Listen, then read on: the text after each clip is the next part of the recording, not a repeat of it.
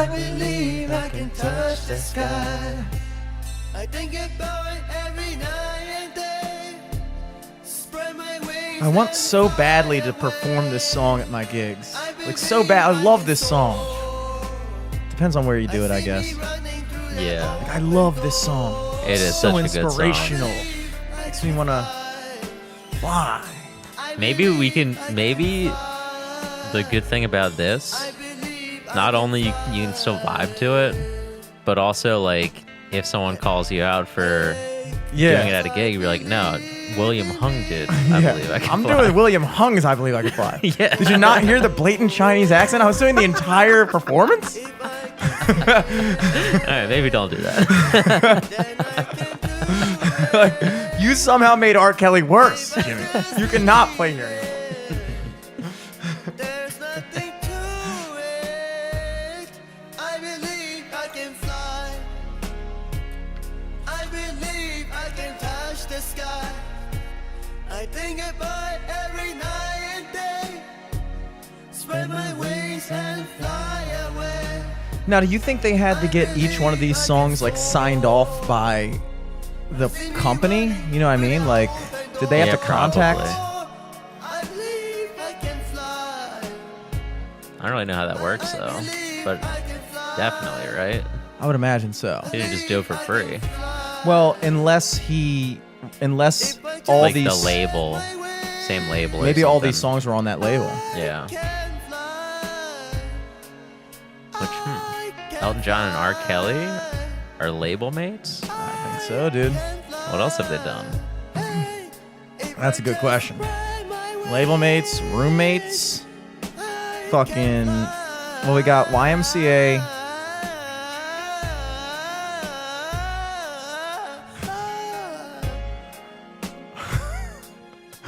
Like, was he sitting in the studio room when they were mixing it and was like, "That's the take. Maybe. That's the take." One take, Willie here.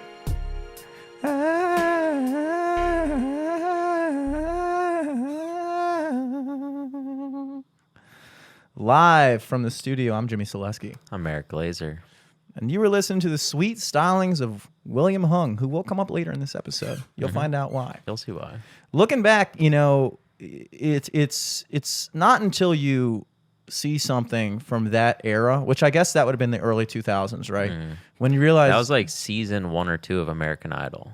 yeah, it was. Yeah. And that might have been the thing that really, I mean, while we're talking about William Hung, that was like the first, I don't want to say the first, but that was like a meme at the time, you know? And like so many people were talking about American Idol because of him that I almost feel like he was a major part I don't know. I think just a lot of people were watching American Idol back then too. True. Those were like big shows. True, but such a big thing. I think what happened, where other... I think it did turn into like a viral thing, but I think it started just because so many people saw it on American Idol. We're like, holy shit. Well, that's the thing that American Idol did This guy rocks. right was, and I don't know, I haven't watched too many shows like The Voice and stuff like that lately, but I think that something that American Idol did different than a lot of those other shows was they included the shitty, terrible singers. And like so much of the that was part of the show. Yeah, that was like so much of the like the later half of every season when it was down to like the good singers, it was like boring. Like, Yeah. oh, let me guess, this guy's gonna sing it well. Who gives a fuck, dude? You see people sing well all the time, you know? It's like when you go in, you see some like dude and he starts fucking going crazy. Like William Hung was one of the many, but there was so many people. That was the first when the season opener, every season of American Idol, when they were just in the audition phases, that was the best part of the show. Yeah. And I don't know if The Voice does that. I don't know if like America's Got Talent ever did. By the time they get to like, you know, like on The Voice, the worst singer you'll see is like a guy who's like slightly not that great. And then all the judges just don't turn their chair around, you know? Yeah. But American Idol, I mean, do they still do American Idol? I'm not sure. Well, the weird thing now too is like everything is just like all about celebrities. So like Masked Singer and like those kind of shows, it's like, oh, there aren't any bad singers anymore. It's just all good singers. Yeah, nobody sucks at singing anymore, dude. Yeah. And looking back, the point I was getting at is you can totally see like how different the times are now, because I don't think there's any fucking way in hell that America would allow ourselves to find that so hilarious these days. Because it is kind of like, as I was listening, not just because of the Chinese thing, but because mainly, I mean, it's kind of like very exploitative, you know, when you think Yeah, about it it. is. Like, you know, like, It is, but also like, I think he did pretty well for himself. Like, I think a negative turned into a positive for him for sure. And I don't think it was ever like, oh my God, he sucks so bad. Like, we gotta fucking hate this guy. It was all pretty like laughing with you. Hopefully. Yes. Do you see us laughing with him if this happened yesterday? Or do you think it's a little too... I don't even know if that would have made it to the final episode. I feel like someone at Fox would have been like, no, nip that in the bud. We don't want to be on Twitter all night fucking deleting that's what I'm saying. comments. We wouldn't even see something like that, which is like, you know, where would we be? Where would we be without stuff like that? That's cultural. That's a cultural... Well, as soon as you said William Hung, you know, I admittedly... Thought of another Chinese thought guy. of another Chinese guy. But once I whittled it down to the right one, I was like, yes, that's the guy. And I instantly was doing the she bang. But yeah, classic stuff. He will come back up in this episode, folks. You'll see why.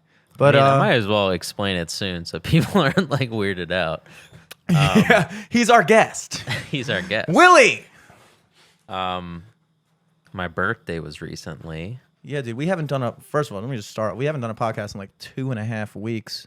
I know, there's been a lot of stuff Yeah, it's going been, on. you know, my birthday was... Our birthdays are within 1 month of each other, exactly a month apart. And it's just like, you know, between that stuff and you going back and forth to Florida.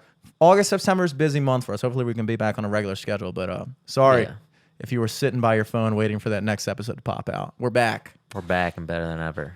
But yes, And, your birthday was Sunday. Yeah, my birthday was... Actually, it was Monday. My birthday was Monday, and went to dinner with the family. Where'd you go? Conrad's. It's like a crab place yeah. in like Middle River or some Nice. shit. Mm-hmm. But it's really good crabs, and it was really good. But earlier in the day, my brother like couldn't wait to give me some of my presents, and 2 of the presents were cameos. Oh, gosh. First one being, let's pull it up over there. I'm pulling up. Which one am I pulling up? No, on the podcast. Hell yeah. That's William Hung. That's William Hung, baby. Oh, wow. Is that coming through? 29th. Here we go. Hey Eric, this is William Hung, and I want to wish you a happy 29th birthday. I heard you're a comedian in Baltimore, and you have a podcast called Live from the Studio with Jimmy and Eric. I would love to come on your podcast sometime, so here is a song for you. And just do it! Be what you want to be, do what you want to do, be true yourself, and just do it! Be what you want to be, do what you want to do, because it's all up to you. It's a Dewey. Oh, I love that. Oh, my God. Hell yeah, right? That's so cool. I heard that, and I was like, we got to make some like intro bumper and then just have him be the guy that says live from the studio with Jimmy and Eric. Holy shit. That would be so cool. Dude, Alex is super... I would have never thought of something like that. That is amazing. That is amazing. Yeah, it was so funny. Thank you, Alex Glazer, Eric's brother. And thank you, William Hung. Yeah, thanks to the shout out. Jesus. We got another one from Lori Beth Dinberg from All That, but And- it is a little long, so I don't know if I want to play that. Well, should we play a clip from YouTube just so people can put it in context of who she is? Can you pull up a YouTube clip of her doing vital information? If anybody remembers the you can do it from your phone if you want. Anybody's wondering who we're talking about, because I didn't know her at first either. Anybody who's our age, aka millennials, remembers 90s All That, which was peak All That. I think they still do All That. I don't know. But so many memorable sketches from there. But the one was called Vital Information, where it was, I guess it was like their version of, I want to say it was almost like Weekend Update, but it wasn't news. It was just like this chick like saying weird stuff. When he pulls it up, you'll see what I'm talking about. Laurie Beth Denberg. It's loading. Let's do it. Was that an original song, you think? Oh, here we go. See, monkey do. Monkey no see, monkey step in do. Vital information was one of the more sarcastic bits in the show. I thought this was. I picked the wrong video to do. I guess You picked the Vital Information documentary. What you need to know. what they never told you about vital information. Danny Tamborelli is another classic guy, dude. Holy shit. Here, this should be better. And now, Lori Beth Denberg with more vital information for your everyday life. If it's the 4th of July and Santa comes down your chimney, run like the wind. That ain't Santa. This is no way to treat the world. That's a good joke. You can hug your mother. You can ride a bike. But you cannot teach a chicken pot pie to speak Spanish. Putting a mouse in your pants is weird. Building a tiny gymnasium in your pants for the mouse to work out in is downright peculiar. It's right. Not okay to eat breakfast cereal out of your underpants. It's not nice to push your friend Billy off the roof and then yell, "Look, neighbors, it's raining Billy!" Yankee Doodle went to town riding on a pony, stuck a feather in his hat, and later realized he'd ruined a perfectly good hat. So you get the idea. Yeah, and the thing to remember, she Kind of never like a kid's weekend update. she never told a lie. Everything she said was true. All facts. Facts. Laurie facts, no Facts printer. Denberg. Facts Dinberg.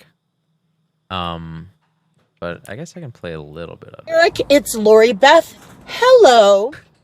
So listen, I want to wish you the happiest birthday in the universe. Okay, anyone else that I wish a happy birthday to, I mean it less than I mean it for you. You can stop there. What did she say in the later video? You've been very evasive of the rest of this video. Did she ask you out there? What the fuck happened here? No. It's just it's more like I don't know.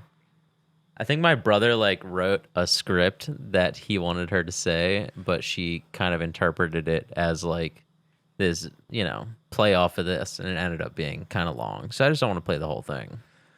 Well, I'm reading her Wikipedia page currently, and she was born in '76, which means that she was not a kid No, not at all. on all that. She was, bless you, Thank you. was at least, I mean, 'Cause all- what was that, late 90s? yeah, mid to late '90s. So she was in college at that time. Okay. Because I That remember makes looking a at the little video, I more was like, she sense. is not a 13-year-old. Yeah, I feel like everybody else yeah. on there was 13. Yeah, a lot of people, Kenan Thompson was young. Amanda Bynes obviously was very young. Yeah, most of them were kids. Kenan Thompson, now that I'm thinking about it, because now that we're going down this rabbit hole of all that stars, truly the only, people talk about Disney stars and how they kind of come up and then never want it. But Disney has a very good crossover rate, I feel like. If you factor in Ariana Grande, Justin Timberlake, Yeah. Britney Spears. But Nickelodeon really doesn't, I mean, it was almost like a dead end for them. Wait. No, wasn't Ariana Grande on Nickelodeon?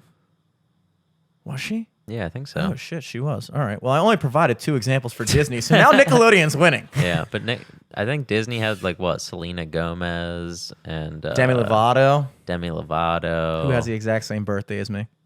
Year, No, it's day, crazy. and month. Disney stars And name. They make the transition, but ultimately Lindsay Lohan, they all kind of are fucked up. But Yeah. Nick stars, Kenan Thompson. We're talking Laurie Beth Denberg. We're talking. she was in an episode of Workaholics, and then Oh, okay. obviously know. Ariana Grande. Yeah. And She's not fucked up though, at all. She's mean, she kind of might be fucked She up. might be Who fucked knows? up. She might be fucked up. But yeah, that is true. That is true. I think there is just something, we've talked about it before, but when you're that famous, that young, I think it's kind of when they say a child is sexually abused as a kid, that it freezes them in an age or something like that. You ever heard people say that? Maybe, I don't know. I've heard that. I never quite understood what they mean, but I do understand what it means in the context of getting famous. Because when you're that famous at that young of an age, it never really forces you to like improve. You know what I'm saying? Like, Yeah. if you come at the world and the world loves you as your 14-year-old self, you know, I think the reason why most people mature is because the world doesn't love you as your 14-year-old self. Like, I had to bomb so many jokes, get told I suck so many times, improve myself in so many ways to become a 29-year-old that some people like, you know, just to get there. Yeah. You know, but most people, it's like, I would imagine when you're famous, it's like, that's what you're known as. And then when you stop being that person, people like you less. They're like, you're not, you know, and that's why, you know, when we talk about the Drake Bell thing, it's like with him, his whole thing. I think that when you're that age, it's like in his mind, there must be something that just like you stay there. You know what I mean? Like you're that teen heartthrob for the rest of your life. And then what happens when you're not anymore? Which is why I would say that guys like Kenan Thompson was never a heartthrob. He was just a funny guy. You can be funny at any age, but you can only be hot at a certain age. And you can only be a hot kid at a very certain age. Yeah. I mean, I think like female actors, you know, obviously they have it a little worse than men because like they're kind of like on a ticking time clock for once they turn a certain age or like get their first crow's feet or whatever. Yeah. But man, kid actors have it even worse. Yeah. Now And that I think about it. kid actors definitely have it worse, dude. And you know who has it maybe even worse than them? Baby actors. Baby actors. Baby actors. Really good for a year or two. I think Then you gotta toss them out. Get a new baby. Yeah, we need another baby, dude. How am I supposed to put this 11-year-old boy on a baby food bottle, dude? No, but like I remember, like I think about that stuff as a parent. I am not a parent, but as a parent in my hypothetical mind, when I'm thinking about being a parent, I think about, would I let my kid be a Gerber baby? You know what I mean? Because I don't feel want like that's kind of easy though, because they just took one picture of that baby, and that's it. Yeah, but don't they use different babies all the time? Maybe, I don't know. Like there was the original Gerber baby. I don't really shop for Gerber stuff. Me neither, dude. I don't think I will. I feel like I might get baby food, but like I'm gonna have a hard time giving my baby stuff that I wouldn't eat. You know what I mean? Yeah, like when you I gotta get look, them fucking Nepal house. Towson- You gotta get yeah, a fucking Towson Towson Best. I mean, can't you do that? Can't you just give them that stuff and You then gotta make blend them a it? sandwich and then take the top piece of the bread off. Like I'm gonna have such a hard time doing stuff like that. Even like, you know how like sometimes like you'll see like a mom feeding her baby and then she'll like give him the spoon and the baby won't want it, and then I like looked over as if there was a baby there. I was like, yeah. and then like you look over, you give him the spoon, and then the baby's like, and he doesn't want to eat it, so you take it back, and the mom will go like, and she'll eat it, and it's good. Sometimes you fake eat it, you know, which is what I see myself doing. But I'd like to give my baby more credit than that. I would hope that when my baby sees me fake eating it, that like even though they can't communicate, they look at me and be like, dude, I'm not eating this still. I saw you not eat They're that. dumb as shit. They How don't know dumb do you better. think I am? They don't know better. Yeah, they don't know better.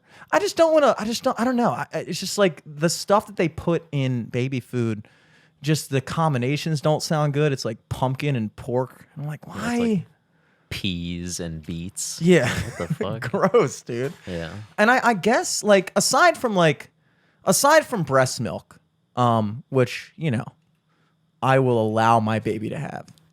Don't give my kid chocolate milk. Chocolate milk, chocolate breast Get milk. him started at a young age. I mean, that's I think breast milk is obviously crucial. That's just not me saying that. That's God. But after that, I don't really know, is there a problem if you just make food and then blend it up and give it to them? Because that's got to be what people did before baby food. Like Yeah, probably. in medieval- But like, what are you gonna give them?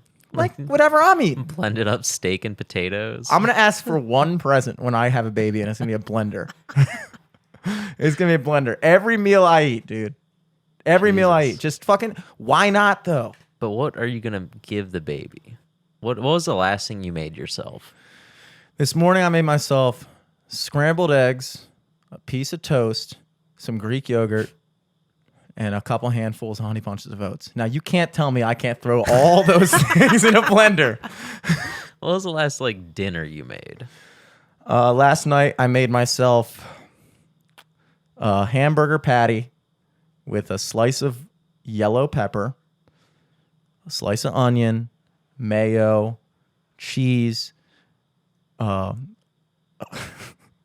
cup of Greek yogurt, and a handful of Honey Bunches of Oats. And you can't tell me.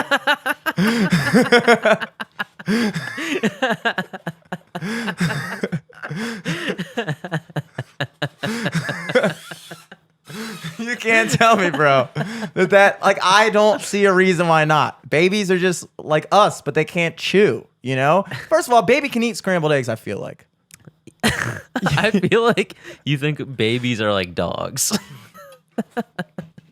I actually am more consciously aware of like when like my friend Lucas came over with his dog and he gave her like a whole slice of pizza and I was like, The fuck? yeah. I'm like, I don't know how people know what their dogs can eat. The only thing I know dogs can eat is chocolate. Chocolate and grapes. Yeah. Which I did see a weird thing on Instagram today, which was it was like I forgot what it was, but it was at a vet and it was called Goodbye Kisses. And basically at this vet in the euthanasia thing, they have a jar of Hershey Kisses. So before they put your dog to sleep, they'll give him a piece of chocolate because they say no dog should go to heaven without tasting chocolate.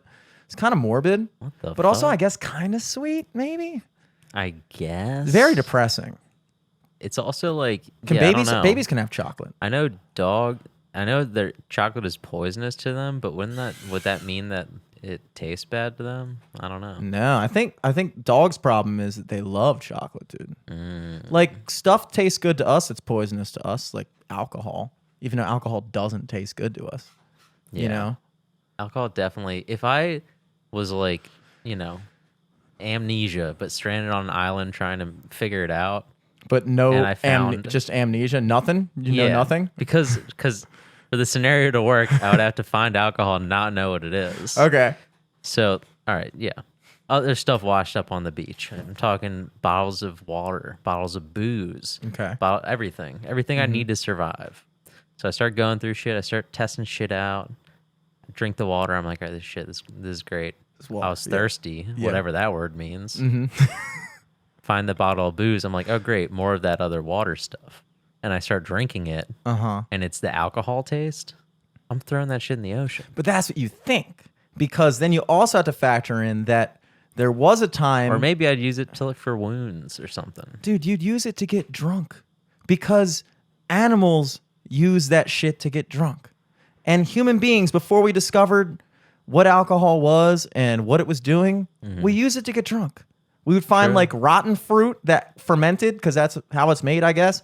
And we would just eat it and be like, yo, did you ever notice like that regular grape is good, but that rotten grape is fun. It's terrible, but you feel kind of weird. Yeah, you're not going to like it now, but like in about 15 minutes, you're going to be walking around like taking pictures of your feet and shit, dude. Doing wine shit. And you got to believe that, like, you know, if you for some reason forgot everything, which is a stretch of a scenario, to say the least. It's a stretch. But I was think... just trying to put it in a way where it's like, all right, if I never knew what alcohol was and I took a sip of it, I don't think I'd be like, oh, that was great. I want to have more. I would say for the first 2 days of being stranded on an island, that getting drunk would not be a priority at all. But if I found myself lucky enough, and this is back to just being stranded on an island with no amnesia. So I remember everything that happened. I know why I'm there. I know what being thirsty is. They're on purpose. And I know what booze is. Let's say, you know, plane crashes middle of the ocean and like all the booze that they had on the cargo just washes up on shore along with like a bunch of clean drinking water. I'm drinking the water for like the first couple days while I figure out how to distill clean drinking water from the ocean, which I think I could do within 6 hours. Interesting. 6 hours easy, dude. You do the old Boy Scout trick, dude. You know it. You get a cup of the salt water or the dirty water. You put a plastic tarp over top of it, and then you take another cup, and then you put a rock over that cup, so as the sun evaporates it, the clean water comes up, boom, boom, boom, drips into this other thing. I was a tenderfoot, and I know that, dude. Yeah, I can true. do that shit. So I would drink, but by day 2, I'm getting fucked up. You know what I mean? Yeah. Like, why not? Well, you got to put that water in something. Yeah. Just happen to be all these bottles of liquor. Yeah. Got to drink the liquor before you put the water in. Now, I do wonder how long it would take me to crack into a Diet Coke. Like, because you know Diet Coke's going to be there, too. Yeah. Like, I would probably, like, You're I gonna get get a bunch of those like tiny little cans. So it's gonna be like, oh my god, I have so many, but also so little. Yeah. I think I would go about 3 hours of drinking water and be like, damn, I'm stranded on this island before I'm like, I get a Diet Coke. I need a Coke. Come on, man. Treat myself a little bit, dude. I'm out here with like fucking whatever is on desert islands. You know, Coconuts or something. coconuts. You could crack a Coke. Like, you know, when I think about it, I don't really want to do an escape room ever. I mean, I would if somebody invited me, I guess. Never been invited to an escape room, but Yeah. I'm not going to go there on my own accord. You know what I mean? yeah. Because I think it's kind of chuggy.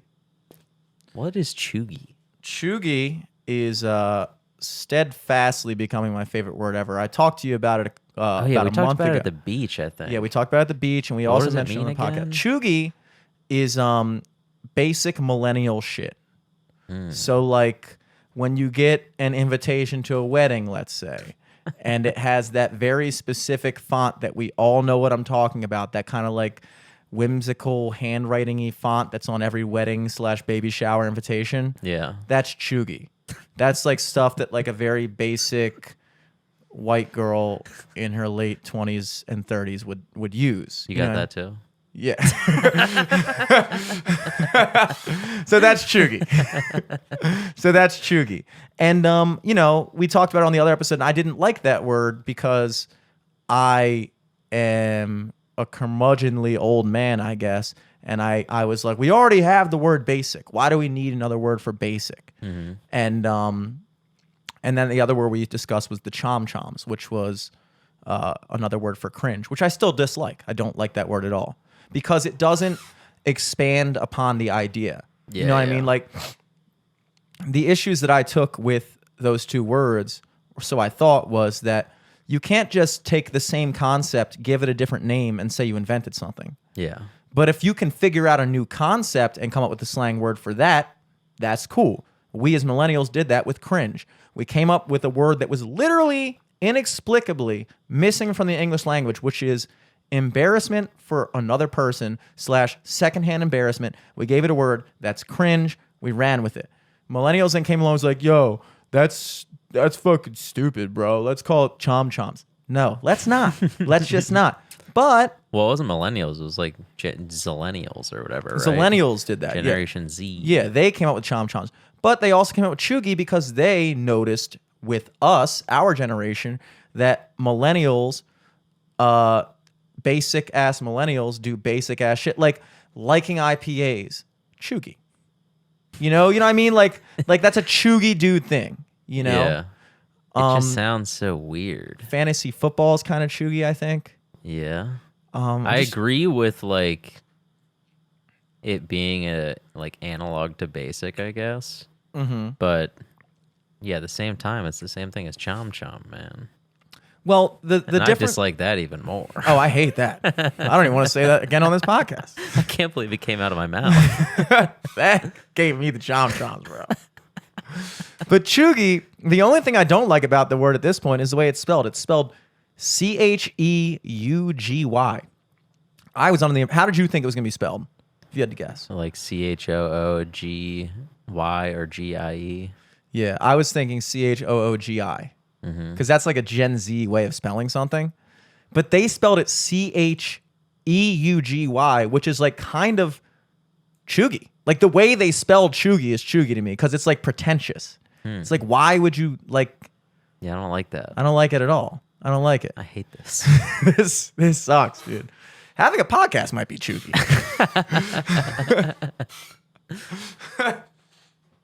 But that's what we were talking about.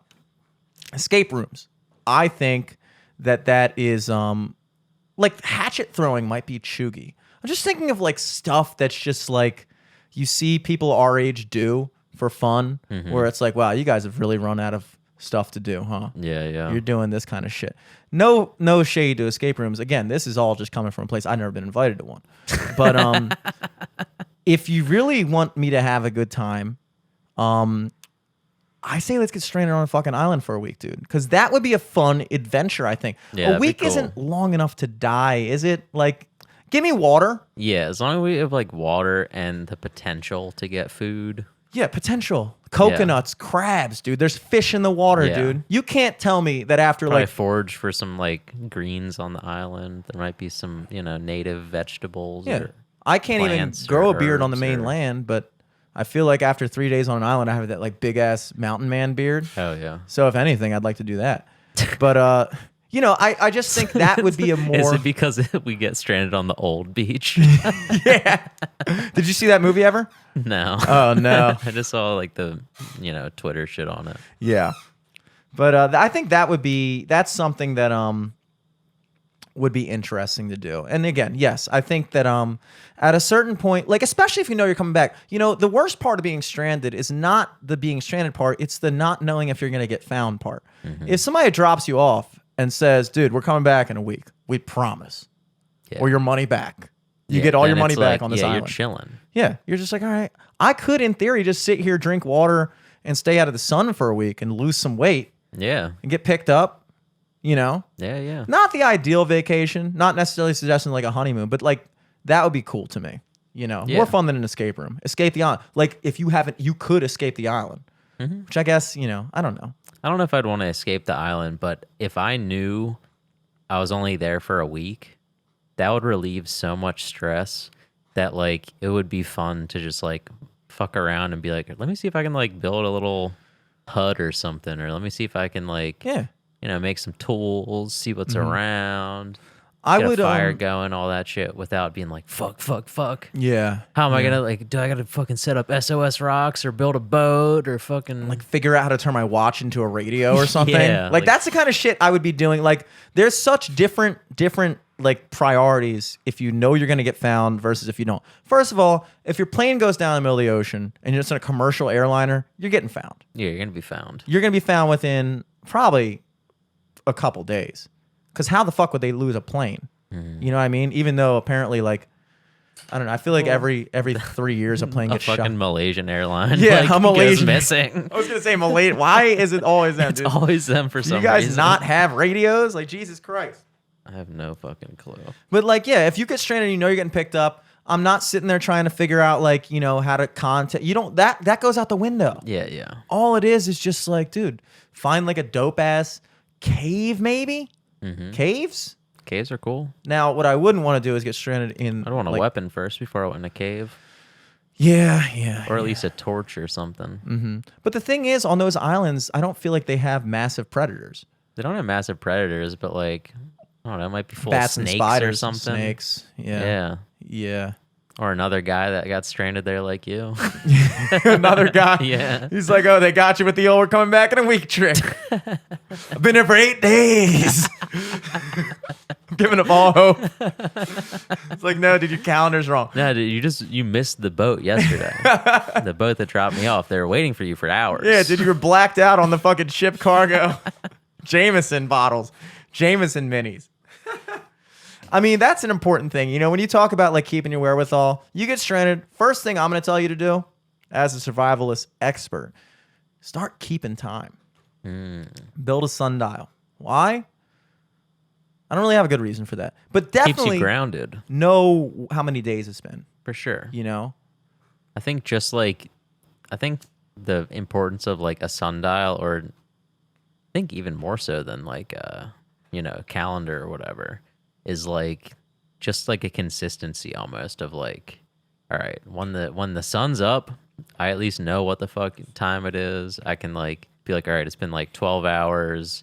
I should definitely crack into one of the waters. Like I'm getting a little dehydrated. Yeah. And fucking like 48. If I can't find anything to eat, I fucking, whatever.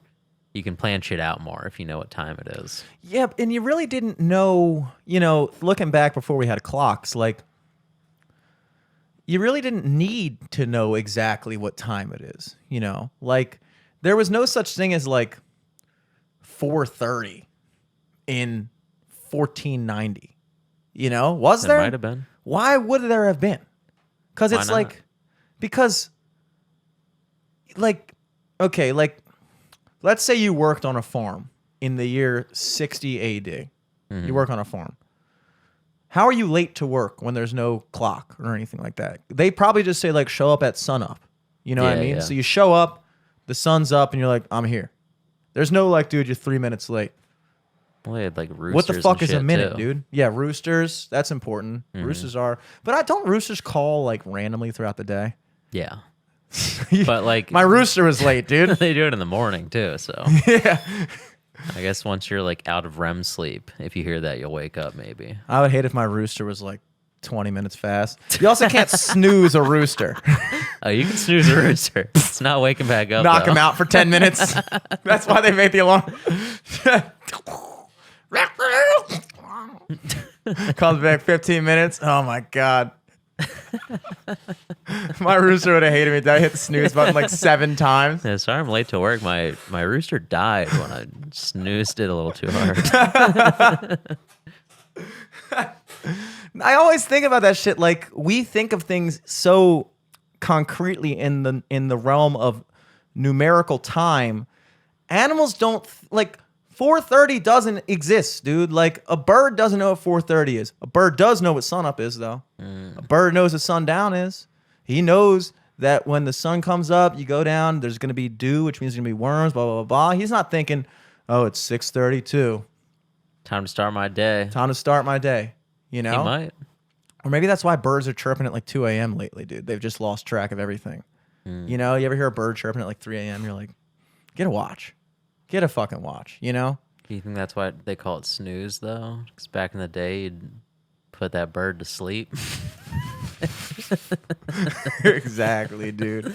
Exactly. I don't know. I think about that stuff a lot because even like with a war, you know, like when you see like a movie and you watch like a war movie and then like, do they coordinate what time to start fighting? Like, do they go up and be like, all right, it's enough for today.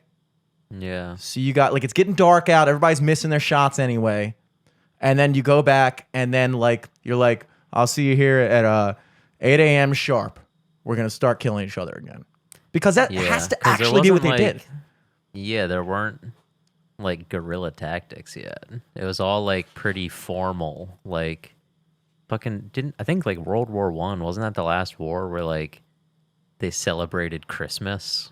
like the two like warring, you know, branches or whatever, like Yeah. shared Christmas together. Which is wild. yeah, that's insane. But also to think beautiful. about. You know, it's beautiful. I just think about that a lot in terms of like, you always hear about wars, but you never really hear about like how it actually works. You know, the fact that they literally agreed to certain things and like they were like, all right, dude, like 8 a.m. does that work for you? And there's like, nah, come on, man, 8 Yeah. a.m. That's early as fuck, dude. Can you Everyone do, like, line 9? up. All right, ready? I'm gonna say go. Everyone, get your guns up. All right, you guys ready? Yeah, it's also crazy to think they had like drummer boys too and shit. Like they would just like put on a fucking like soundtrack to just shoot at people. It does get you pumped though, dude. It's crazy. I mean, they understood that like when you hear a drum beating, dude, it just like, you're like, ooh. It's like listening to pump up music, dude. It's Yeah. like if we were rolling into well, it's war. like pump up music, but then also like it gets you in like a pattern, and you can all like kind of, you know, march on the beat and all be in sync, and Yeah. that just looks sick too. And did people shoot the drummer boy? Did he have the same privileges He probably as the caught a medic? couple strays, dude. Like, because I know the medics, they kind of like, nobody shoots the medics, right?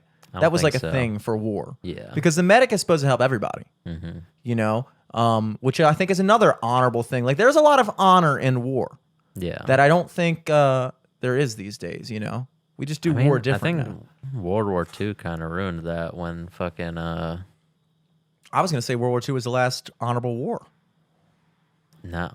Really? I mean, like, at least from what I've seen in like movies and shit about World, you know, like in Inglourious Bastards when like they like just execute those like German soldiers that they found straggling Did behind that like happen? the main. I don't know, but I saw it in a movie. It did happen. It in the might movie. have. Yeah, it could have happened. It's inspired by true events. Brad Pitt alive in 1939? I don't know. Could have been. It was that scene where it's like the guy saw this guy he knew from back home, but he was German, but he like left America to join Germany in the fight. Here's a question for you. You have to be in one war in American history. Which war are you picking? You're a soldier in one of the wars. Only in American history? Fuck it, any war. All right, I only know American Let's history. go American history first. I was trying to save you here. I didn't want to open it up worldwide and watch you flail. I think just from being from Baltimore, obviously like being at like the Fort McHenry. War of would be 1812. crazy. Yeah. War of 1812, good war. Bad name. Yeah. I don't like the name because it was more than just that year. And, you know, I like wars with names. Yeah. World I'd only War want to I. be Civil War. at Normandy if I was one of the German dudes up top of the hill. Yeah. Because then that'd be easy. But yeah, I wouldn't want to be storming that beach. That'd be fucking scary as shit. Okay, so let's go back in time here. The first wars ever fought in human civilization. Sticks and stones, dude. I think- Sticks and stones. Yeah. I think the biggest like original war was probably like the Crusades though, right? No. No.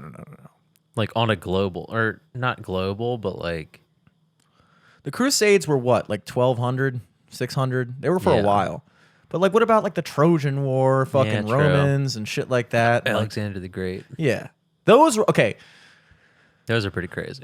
I would say, so you got different periods of war. You have the Stone Age, you know, we're fighting with rocks, like rocks tied to sticks as spears.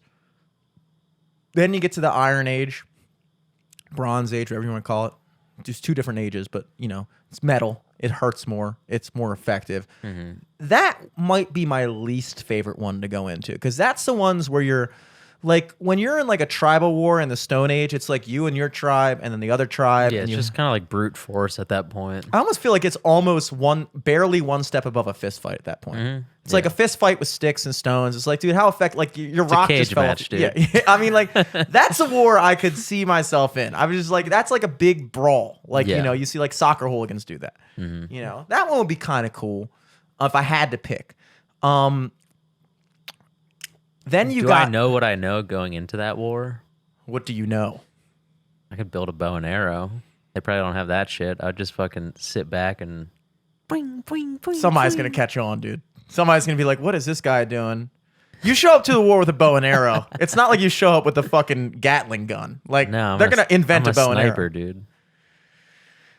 I I'm way think- off in the back. I think to keep this fair, you gotta This is where the amnesia comes in. yeah, you gotta have amnesia, dude. You gotta have no idea why you're there.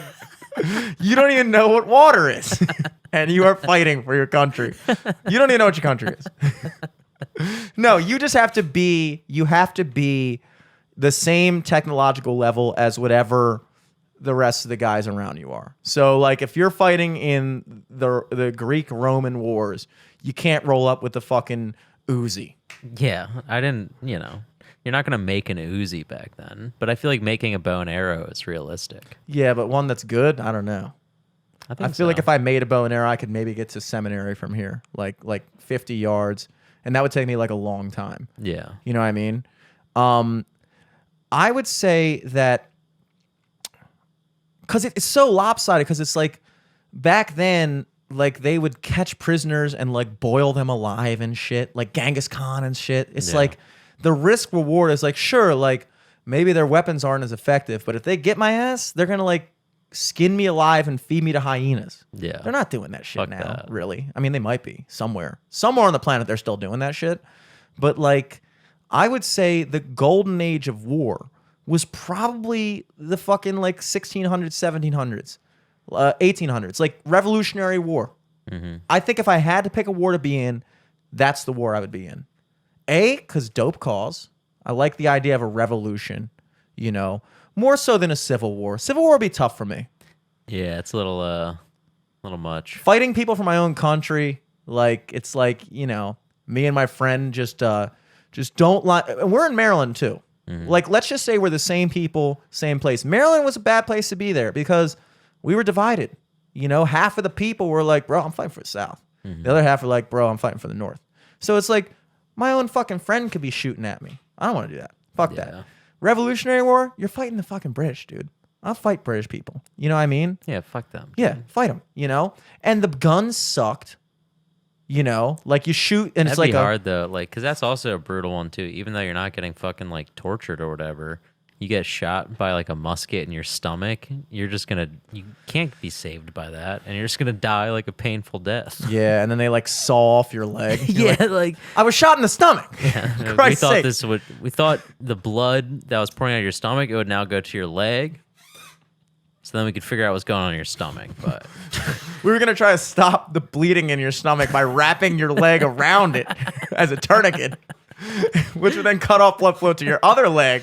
But also, we realized this leg's not long enough. We got to cut the other one off. And then tie your two legs together. And then you're fucking bobbling around with a leg belt, and then you still die. Talking about a revolution. Nah, dude. I'm still going Revolutionary War, dude. Not the Vietnam War. Yeah, not that. Fuck that, dude.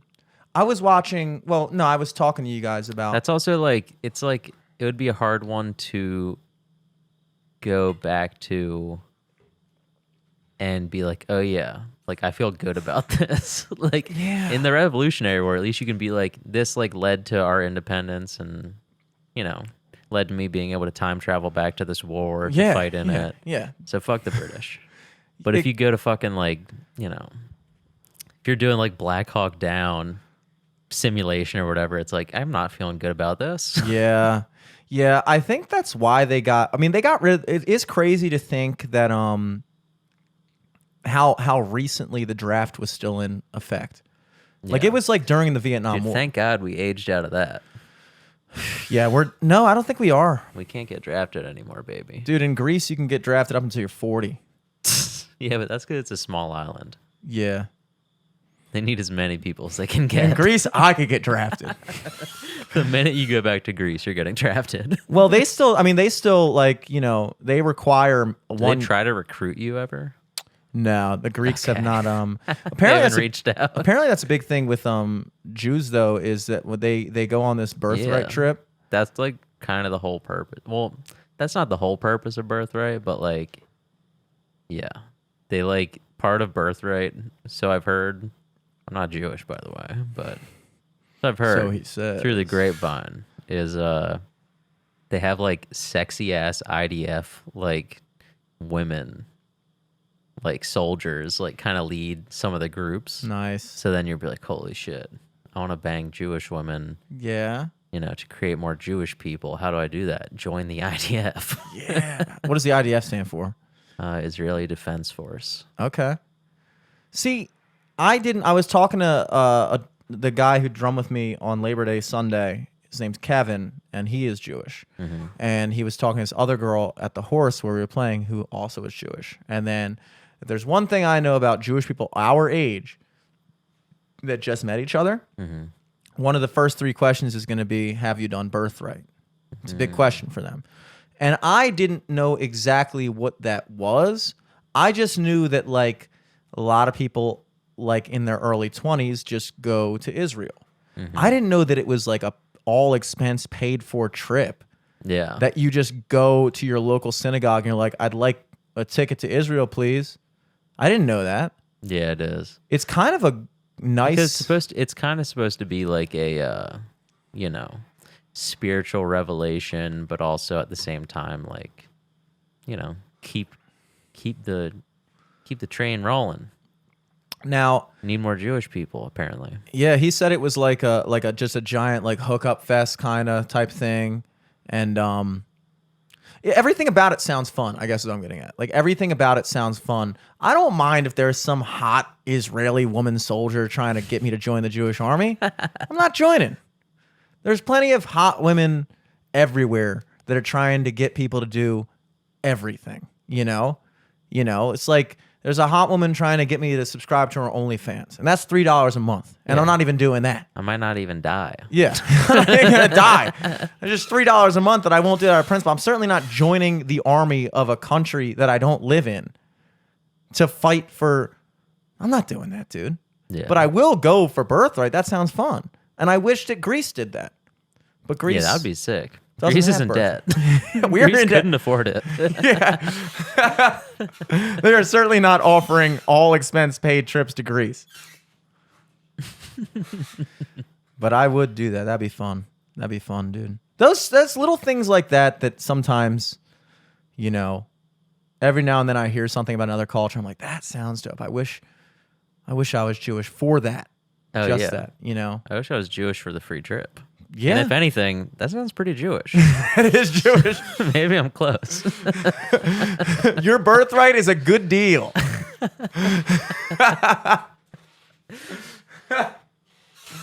Oh man.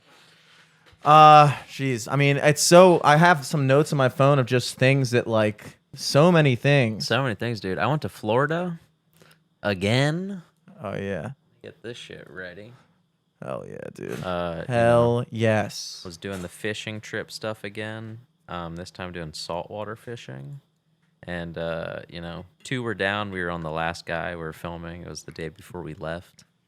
And we're, like, down by, like, Cape Canaveral, I guess.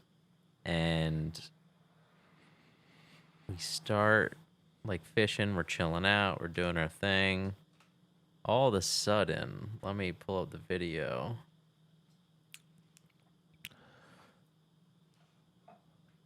So I'm on like this handheld gimbal.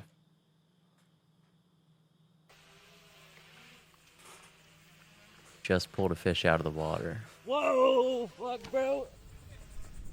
Oh my god. No fucking way. So let me play that again.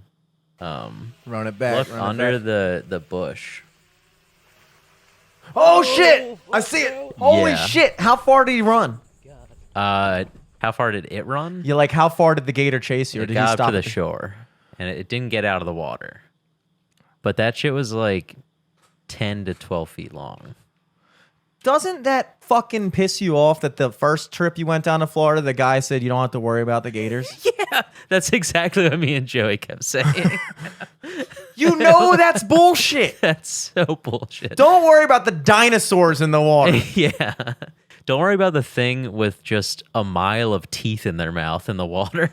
Dude, I cannot stand that. Like, there's just things in life that people say that sound true because, like, God, what the fuck conversation were we having the other day? Oh, Lucas on Monday night, we're watching the football game, and he goes, what's the most selling beer in the United States? And Dom and I are sitting there, and we're drinking Bud Light at this time, right? We're drinking Bud Light. And we're sitting On the there. NFL game. NFL is brought to you by Bud Light.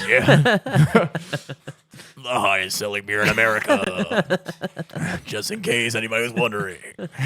You had to mute it for commercials, though. So we're watching it, and he asked that question, and nobody says anything. Dom goes like... Speechless. Yeah, speechless. Dom's like, Heineken, I don't know. Because when somebody asks you a question like that, there's the obvious answer, the answer that sounds the most true because it makes the most sense. But then usually whenever somebody asks you a question like that, the real answer is going to be something you didn't expect. Like, for instance, what's the biggest drinking night of the year? Most people would say New Year's Eve, and I still to this day believe they're right, but apparently it's Thanksgiving Eve. Now, that's a good But question. that's also not really a holiday. That's kind of like a fake new holiday. Well, no, they just said, what's the biggest drinking night of the year? okay. So the night before Thanksgiving is that, apparently, that's what I've heard. Now, that's a good question to ask because... So I've heard. So I've heard. It's not immediately what your go-to answer would be. You're going to get like 4 down the list before you get to Thanksgiving Eve. The answer to the best-selling beer in the United States is Bud Light. And so nobody said that answer because it seemed too easy. You know what I'm Yeah. saying? And there's certain facts that people say where they'll say like, oh, did you know that like, you know, or I remember one time in Melting Pot, I was working there, and one of the employees is like, just completely separate conversation. They were like, oh, well, yeah, did you know cold water actually boils faster than hot water? And I was like, it's one of those things that you hear, and you're like, that's an interesting fact. But then you think about it, and you're like, wait a second, then why do we put hot water in our pots before we bring them out to the table to boil it? And they were like, And then I was like, exactly. Holy shit. I can't believe I always fell for that because it's not true. But they just believe that. I think it's also a thing, too, where, like, for the most part, you shouldn't do that because it comes from, like, your water heater and it might have just been, like, sitting in there a while. So, like, it might be, like, you know. I could see that. Old or dirty or something. Yeah, I could see that. But also you're boiling it. So it's like, you know, whatever. Regardless, the reason I brought any of that up is because going back to this gator thing, I hate that shit where people say something that like sounds interesting and could be true. Like, oh, them gators are more afraid of you than you are of them. No, they're not. There's no fucking way that fucking brainless dinosaur is more scared of me than. Do you know how scared I am of that? Can you say that objectively? That I am less scared of him? Do you know how fearful I am of this alligator? I'm terrified. I'm fucking terrified. I don't think you can feel that much. Yeah. Let me tell you something. If I'm on the shore and I see a gator rolling up, I'm not gonna start chasing him. Yeah. But well, that's the thing too. Like you don't see them until they want you to see them. Yeah, and if I was afraid of me, I wouldn't want you to see me. Much like if I saw a gator, I wouldn't want him to see me. I would get out of his way. If he started fishing near where I was chilling, I'd be like, I should chill somewhere else. Well, so at the same time that happened, I was like on that Steadicam thing. So that's why like you hear my voice so well because the camera's like right in front of me. But Joey had the drone up and like you see the alligator. I think it was going for the fish he was pulling in, but then once like the fish is gone, he literally just like locks his head on me as I'm like running away. But it doesn't get out of the water, thank fucking God. Now here, can you outrun a gator? What's their top speed? I have no idea. But here's the thing.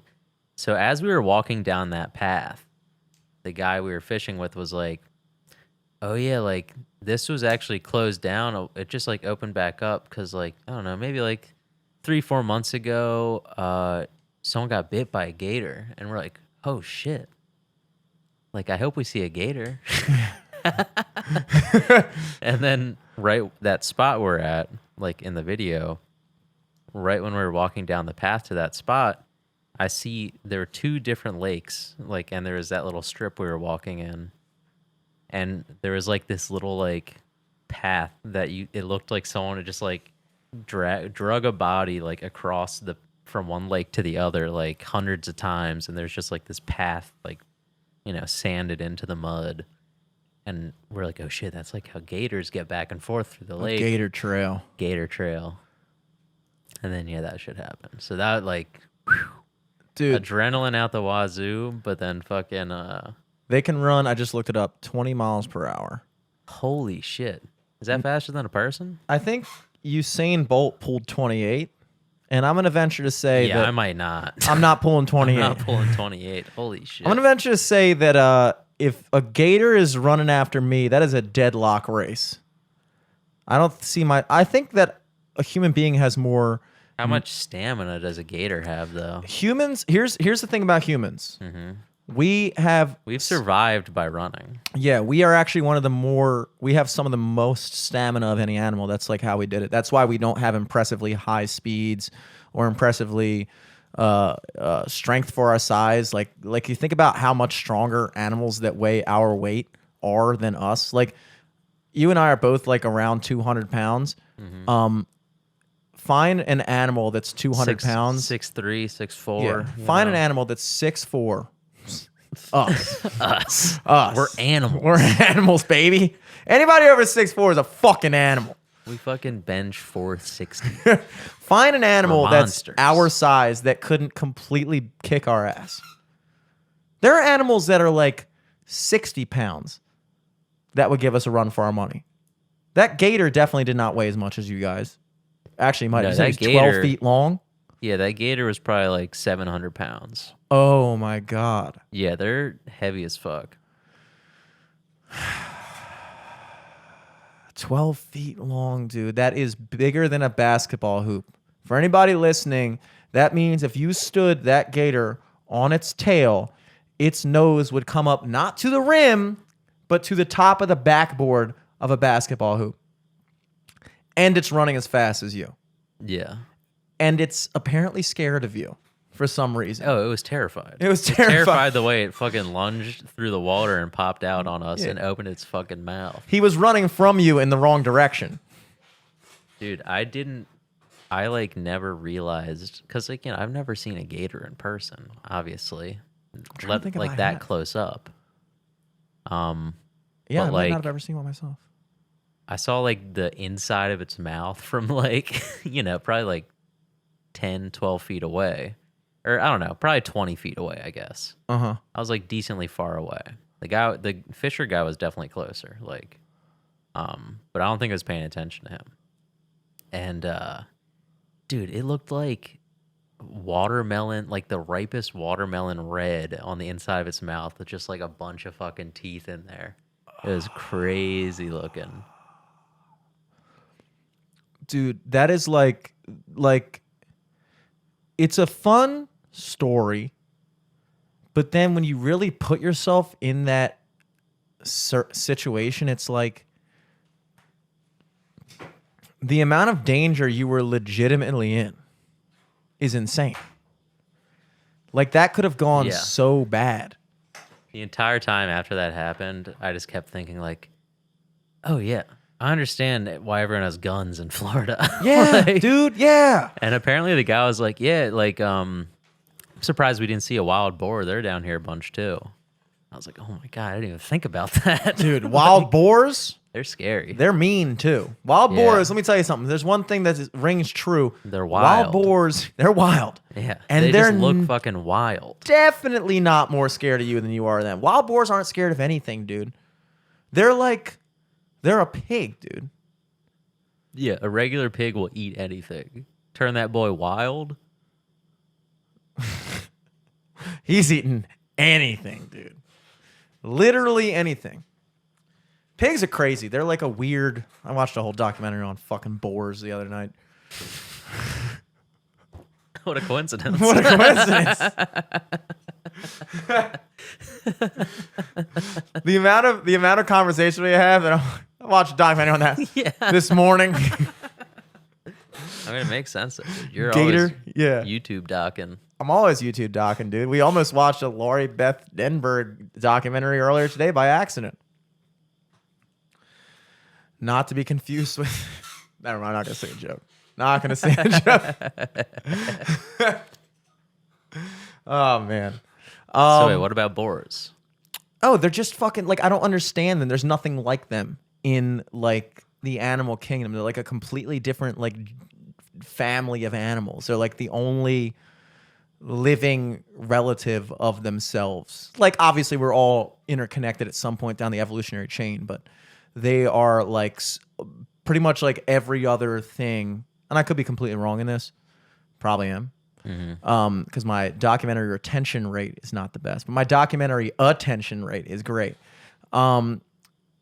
They just like all their other like close relatives died off, and they're like the only, very much like bears. Bears are like the only thing that are like them. Well, I just think it's crazy that like if like a pig just.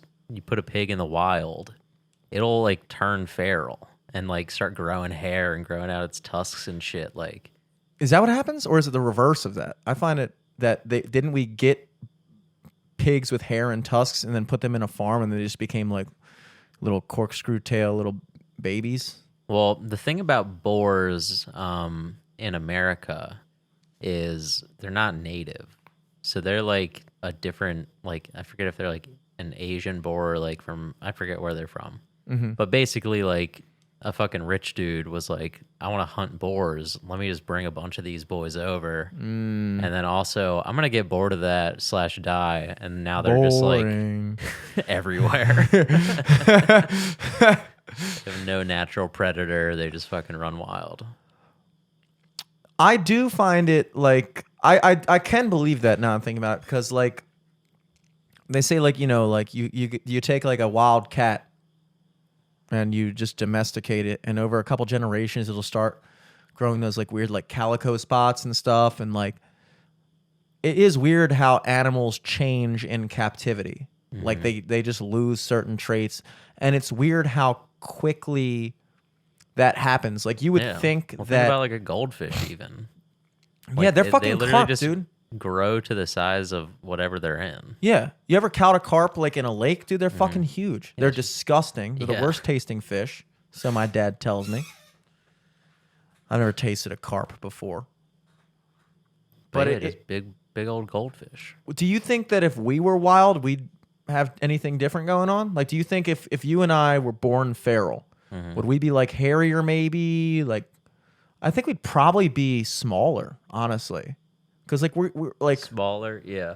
we'd be hunting and catching food all the time, dude. Like we're not fucking going to Burger King. Well, also like think about I don't even know if this is like, and I've seen like heard people talk about this, but in Vietnam, like their national average height is lower than or not Vietnam, fucking North Korea. They should be kind of like the same as South Korea, but like because they're like nutrient deficient and like there's food scarcity and all that other shit, like their average height is so much lower than South Korea. Yeah. So like, yeah, we might be smaller. We might fucking be fucking super tan because they're always in the nude. Yeah, dude. Super hairy probably. Probably hairy. Yeah. I wonder what would we do with our like fingernails and toenails and shit? Bite them. Bite them, I guess. I'd bite them. Maybe I like bought wear them- down on shit that we're doing. As a non-wild human being, I bit my nails for a while. Even your toenails. I did when I was younger bite my toenails. Yeah. Very monkeyish of me, but I did do that. I bit my nails. I bit my fingernails because toenails. Another interesting fact, which may or may not be true, but it sounds right. Toenails grow 3 times slower than fingernails. I would be saying that I kind of noticed that. I'd be willing to say, in my personal experience, it might be even slower than that. Yeah. I can really relax on cutting my toe. Well, I do let them grow a little too long. Yeah, because nobody cares. Yeah. Because you never see them. Yeah. That's the thing. Maybe they don't grow slower, but you just don't see them as much as fingernails, so you don't notice it. Our toenail tolerance is higher. Yeah. I think I probably cut my toenails once a month, maybe. Really? Yeah, I don't really have. I mean, look at my I'd toenails say right maybe now. like once every 2 months for me. Oh yeah, now I'm thinking about it, it might be less. Maybe once every. Well, 6 you wear weeks. sandals a lot. Yeah, so I gotta, it's bad enough that my feet are super hairy, and then you add long fucking toe claws to that. It's just not good. But fingernails, I do about once, honestly, like once every 6 days. Fingernails, they get fucking like once a week and a half. Yeah. But yeah, I didn't stop biting my fingernails until I was like 21. And honestly, I don't know why I stopped. Like, it worked. Yeah. I mean, it's just one of those things where it's like, yeah, you can do it, but probably don't do it in public. Oh yeah, I used to do it in public. Keep it to yourself. A lot of times I would do like the fingernail clean where I like put like, sometimes you get like dirt on your fingernails. Like everybody does that, right? Yeah. Does everybody do this? You fucking take and it's like between your 2 teeth and Just spit it out. yeah. Yeah. One thing I never did, gross I don't habit. do that anymore because of COVID, but Oh, you don't do that anymore? yeah. You just accept the dirt? I'll just, my little nail clipper has a little tool where you just fucking scrape it out. One thing I never did is pick my nose and eat it. Ever once. I'm a big nose guy. I try not to pick my nose anymore. COVID helped me not do that too, but I'm definitely a big, cause also like, I still do this, is fucking, I just like go up and pinch a couple nose hairs and pluck them out to try to prune it. Oh, really? Yeah. Dude, I can't. I need a little new, every like nose hair trimmer thing I get, they break after like They 2 suck. months. Yeah. I got one recently too, and they aren't good. Know what I have though now? I haven't used it in a while, but I should do it again soon. I bought this like nose hair waxing kit. Where like you melt the wax and then like put it on this little plug and you just put it up your nose, let it harden, and then just yoink it all out at once. It clears you out, and it obviously it hurts a little bit because you're pulling all those hairs out, but like you breathe so much easier. It's crazy. I'm going to do that, and I'm going to tell you that I'm going to do that with immense fear because I have this thought, and I know it's not realistic. Yeah. Just don't make it too hot, It's not that. It's that I'm afraid the wax is going to be too strong, and then I just rip the entire inside of my nose out. Like, oh no. I sometimes, like, when I picture waxing my nose, I just picture, like, my nose going inside out. Ugh. That's why I know that's not what will happen. I know I'm not going to pull my face out of my face. I don't know. Maybe.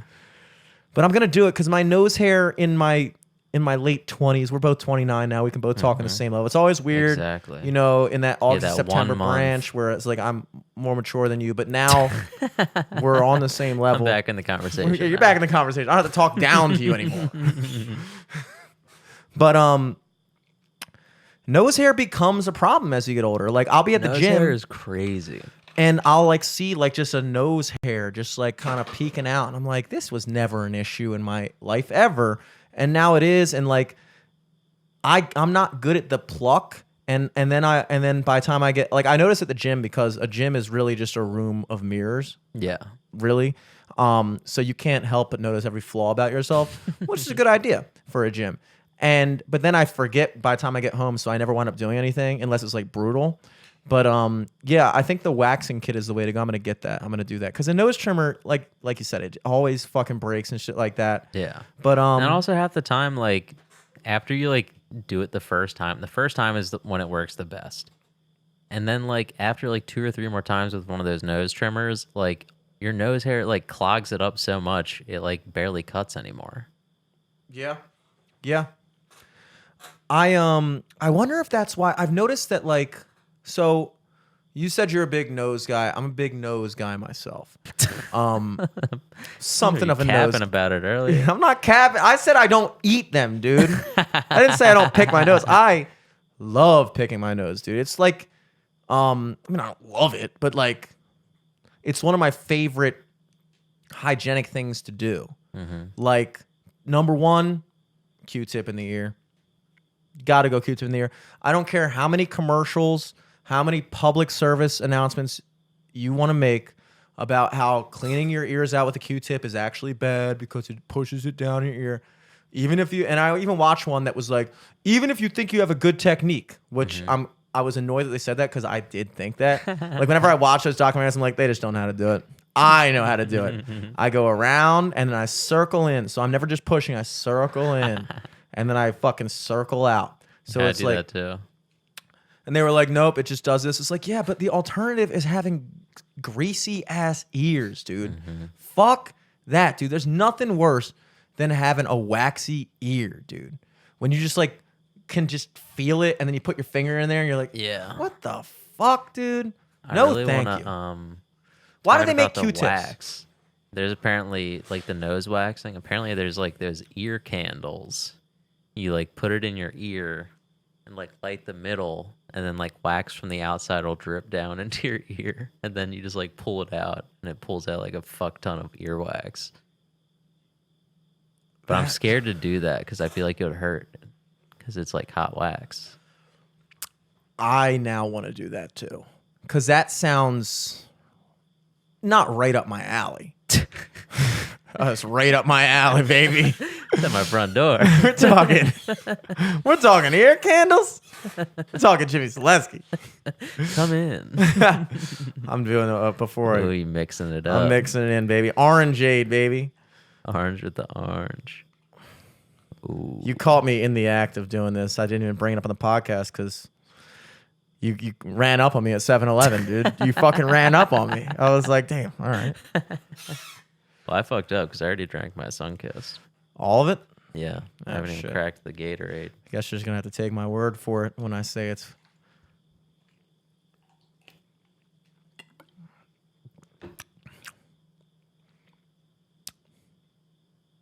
okay. It's okay. It tastes kind of no different. That means it's working, I think. What were we fucking talking about? Ear candles? Yeah, ear candles. Those things, yeah, I want to do that because it sometimes does bug me a little bit that there's so much shit in my body that could not be in my body. You know, like when they do those like commercials where the people put the shit on like their nose Yeah. and then they like peel it off and like I do those too. like Like one of those like charcoal face masks. you do where you, those? like, yeah, I've done them before. They feel so good. Do you ever see like you fucking peel it off. crazy shit on it when you peel it off? I think the first time I did it, it was like crazy, but like It's like 28 years. because that was of- it was like 27 years of just straight up not doing anything about it. But it's not that crazy anymore. But I did one a couple weeks ago, and it still had like you basically pull it off, and since it's black, you see all the little white heads. Like it just looks like a weird like grass of white heads. It's fucking disgusting. Yeah, but it bugs me out that that's all in my face right now. Or blackheads, I guess. Like if you Or could just white like underneath. remove like there's like just tons of shit in my face. Well, There's yeah, you'll see it like, you'll take the mask off. You'll see like your eye hole cut out, your mouth cut out or whatever. And you'll see like, a big spot on your nose of all those little like white heads or black heads. Some up kind of like on the top of your nose by your eyebrows. And then like I get them like up under my eyelids, like upper cheek area. Uh-huh. And yeah, it's just interesting to be able to see like, okay, that's like the hot spots. I guess that's where like I touch the most or like The nose is the worst. Did you have bad acne in high school? not really. But now I have fucking like dermatitis, which sucks. Where I'll get just like fucking dandruff on my face basically. Really? Yeah, it's gross. I never noticed. Yeah. I try to keep it in check. How do you keep it in check? You fucking just rub lotion on? Yeah, like if it like gets bad, I have like lotion I can put on it, but like for the most part it's just like showering regularly and trying to not be stressed. Yeah. Yeah, speaking of hygienic things, least favorite thing is showering. I don't like it at all. It's boring. It's fucking boring. It's Showering so is boring. Like I try to like so much of my life I spend trying to figure out like ways to make showering more fun. Yeah. Like if I could watch YouTube in the shower, I'd shower like 2 times a day probably. Dude, because the last great invention you had was when you were 12 and realized you could jerk off in the shower. Yeah. But now I've been doing that for like 17 years at this point. So it's like, okay, now Yeah, but now it sucks because it's like I could be jerking off Anywhere. like, anywhere and watching porn or something. yeah. Well, now that you mention And it. not be just wet. Yeah. Why am I so wet? Yeah. Jerking off. Like dude. accidentally get shampoo in the tip of your dick. Yeah, shower jerking off is about as underwhelming as shower sex is a lot of times. But the TV screen in the bathtub is I'm surprised more people don't have that. Yeah. Like it seems almost obvious. Like why wouldn't you just have a TV screen right under your shower head? Waterproof, obviously. Obviously. With like fucking waterproof Like, speakers. built into the wall. Dude, I would be so much cleaner if that was the case. Like the amount of time that I spend watching YouTube. Yeah, if you could just put on a dock in the shower. Like, dude, my water bill would skyrocket. Yeah. For You'd be- sure. You'd be pruny every day. That would be a downside. That would be a major downside. I would be pruny, dude. If all of my TV time was spent underwater, I would be one pruny motherfucker. Did Jimmy sleep in a pool? That is a major comment. Yeah, I try to come up with different ways. But like, I mean, with brushing your teeth though, it's like nothing can make that. That's my second least favorite. Showering is my least favorite. And then brushing your teeth. And brushing your teeth takes less time. But you can't really, the way I brush my teeth, I brush it very hard. Like very hard. And anybody who's ever seen me brushing my teeth knows what I'm talking about. Yeah, I go violent. hard. Because I only do it once a day, so I got to make it count. But I do it so hard that even if I am listening to something, I can't hear it. You can't watch anything. And like there's nothing you can do. Yeah. Like the most fun thing I've thought of is just leaving the water on. That's the most fun you can have while brushing your teeth. And even then, like I remember when I was dating my ex, she would get mad at me for leaving the water on while I brush my teeth. I was like, this is all I have. Can you imagine the desperate spot I am in right now where the most fun thing I can do is waste water? Yeah, let's break this down. What's the fun part? Wasting water, watching it, or like seeing it go down the drain? I guess it kind of like it makes a noise. Like It makes a noise. It's like there's something moving. there's something moving. It's like Yeah. I guess when you really get down to it, it's not that there's anything necessarily fun about it, but it's that the surprisingly. But it's more so how not fun it is when you don't have the water on. Because then like cuz that's really boring. That's really boring. So like you know the only thing that would make this night better is that the water was on. to me it's like taking a shower and like you know when you go to like when I was a kid my dad we had like a very small like kind of like boat that you could kind of like there was like a little like galley in it and stuff you could like sleep on a little pull out bed and stuff and they had like a little mini shower but like the water is all on board so like when you're taking a shower on a boat you don't just turn it on and just fucking just go ham for 10 minutes while the water's on you have to like turn it on soap up turn it on turn it off soap up then turn it back on rinse off so it's like that to me is like what it's like when you're brushing your teeth and you turn the water off each time. It's not doesn't feel right to me. You know, like I don't know if you've ever done that. If anybody here at listening has ever taken a shower where you can't just leave the water on the whole time for whatever reason, it sucks, dude. You're just in there just like soaping up in like a room by yourself. Yeah. And the sound of the water normally kind of like puts you in a different mode, I guess. So, I don't know. And you know, if it's warm, it feels good. Like, and it's like constant. Mm-hmm. Like, if you just get wet and then you're just like in the cold air, that sucks. And you're just like cold, lathering up, being like, God damn it, I can't wait to fucking rinse this off and get warm again. Like, a shower is a very pleasant experience. It should be. A shower is pretty much just like kind of meditation.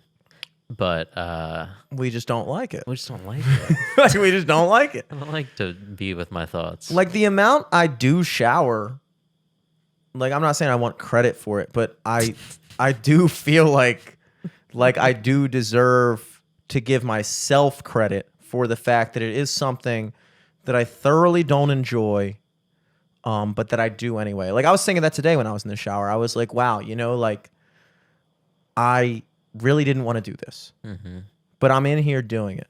I made myself do it because I'm an adult, you know? Whereas when I was younger, my mom would have to yell at me to take a shower. Sometimes when I was like really young, I would go into the shower, turn it on in the bathroom, and then come out and never had gotten in the shower because I hated it so much. And then my mom would be like, you're not even wet. I'd be like, no, just dry it off. And like, you didn't take a shower. I'm like, and my dad would be like, why did you go through all the effort of pretending to take a shower? Like you stood in there for the same amount of time.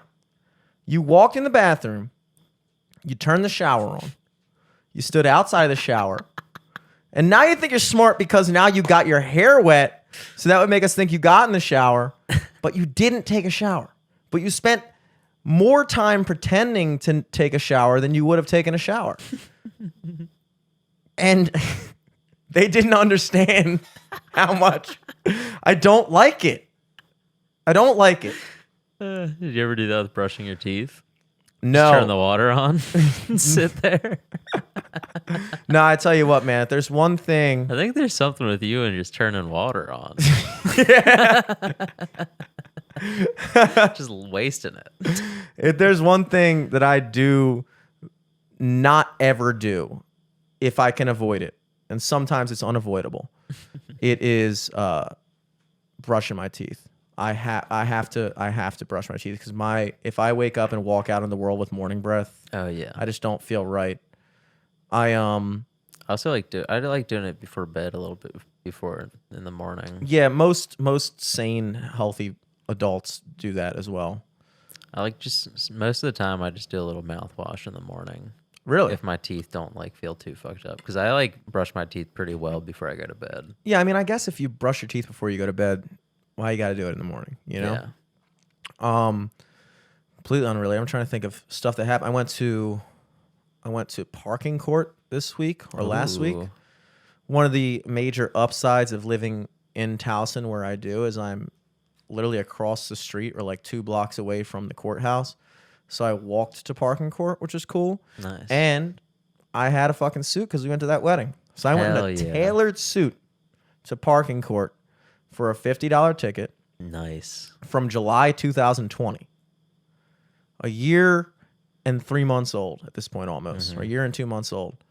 And I thought, like, it wasn't really, like, the situation was, I remember, this is before I had my garage pass for my building. Because the first 2 years I lived in my apartment building with my brother, he got the free parking pass. And then if we wanted another parking spot in the garage, it was $50 a month. And I was just like, fuck it. You know, I'll just park on the fucking neighborhood street like 4 blocks away. And I did that for 2 years. And looking back, I cannot believe I did that for 2 years. But so this particular time of year, July 2020, that street was under construction. So I parked at a different street. And it was like, it's a neighborhood. There's always parking. It's like 1 more block away from where I used to park. So it was like fine. But it was an hour limit. It was like a 3-hour limit. So I was good about it for like, you know, if I got my car before basically like 11 a.m., I was good. Which for me still took some effort. But like this one day I did, and I walked to get a haircut. I walked to my car from the haircut place, saw there was a ticket on my car, and I contested. And I appealed it. I said, look, you know, here's my situation. I live over here. There's always an excess of parking. I wasn't taking up any spots. Nobody's ever ticketed this. I've parked here for years, blah, blah, blah. And then it went away, and then it came back as a court case. So I went to parking court. I show up, and I talked to the woman at the front desk, and I was like, hey, I'm here for a parking thing. This is 8 in the morning or 9 in the morning. And she's like, oh. I was like, what courtroom I am? She's like, oh, parking cases don't start until 11 a.m.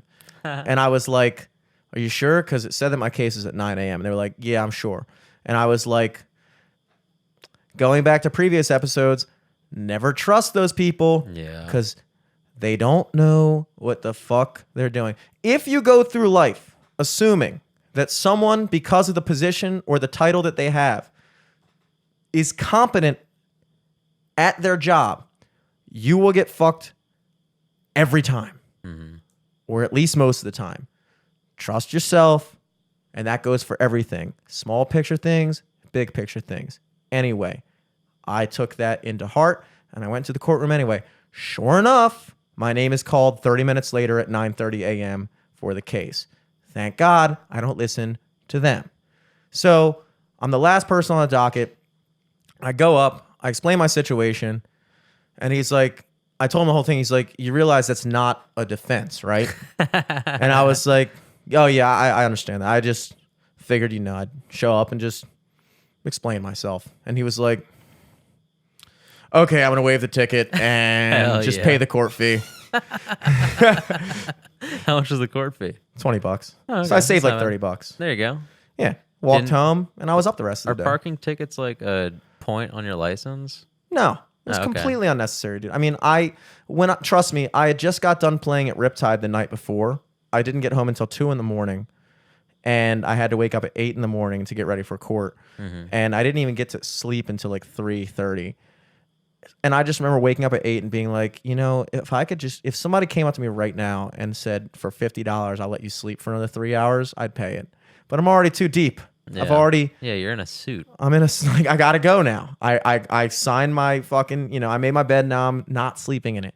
And so, you know, I wound up saving $30. Then, this is where karma gets you.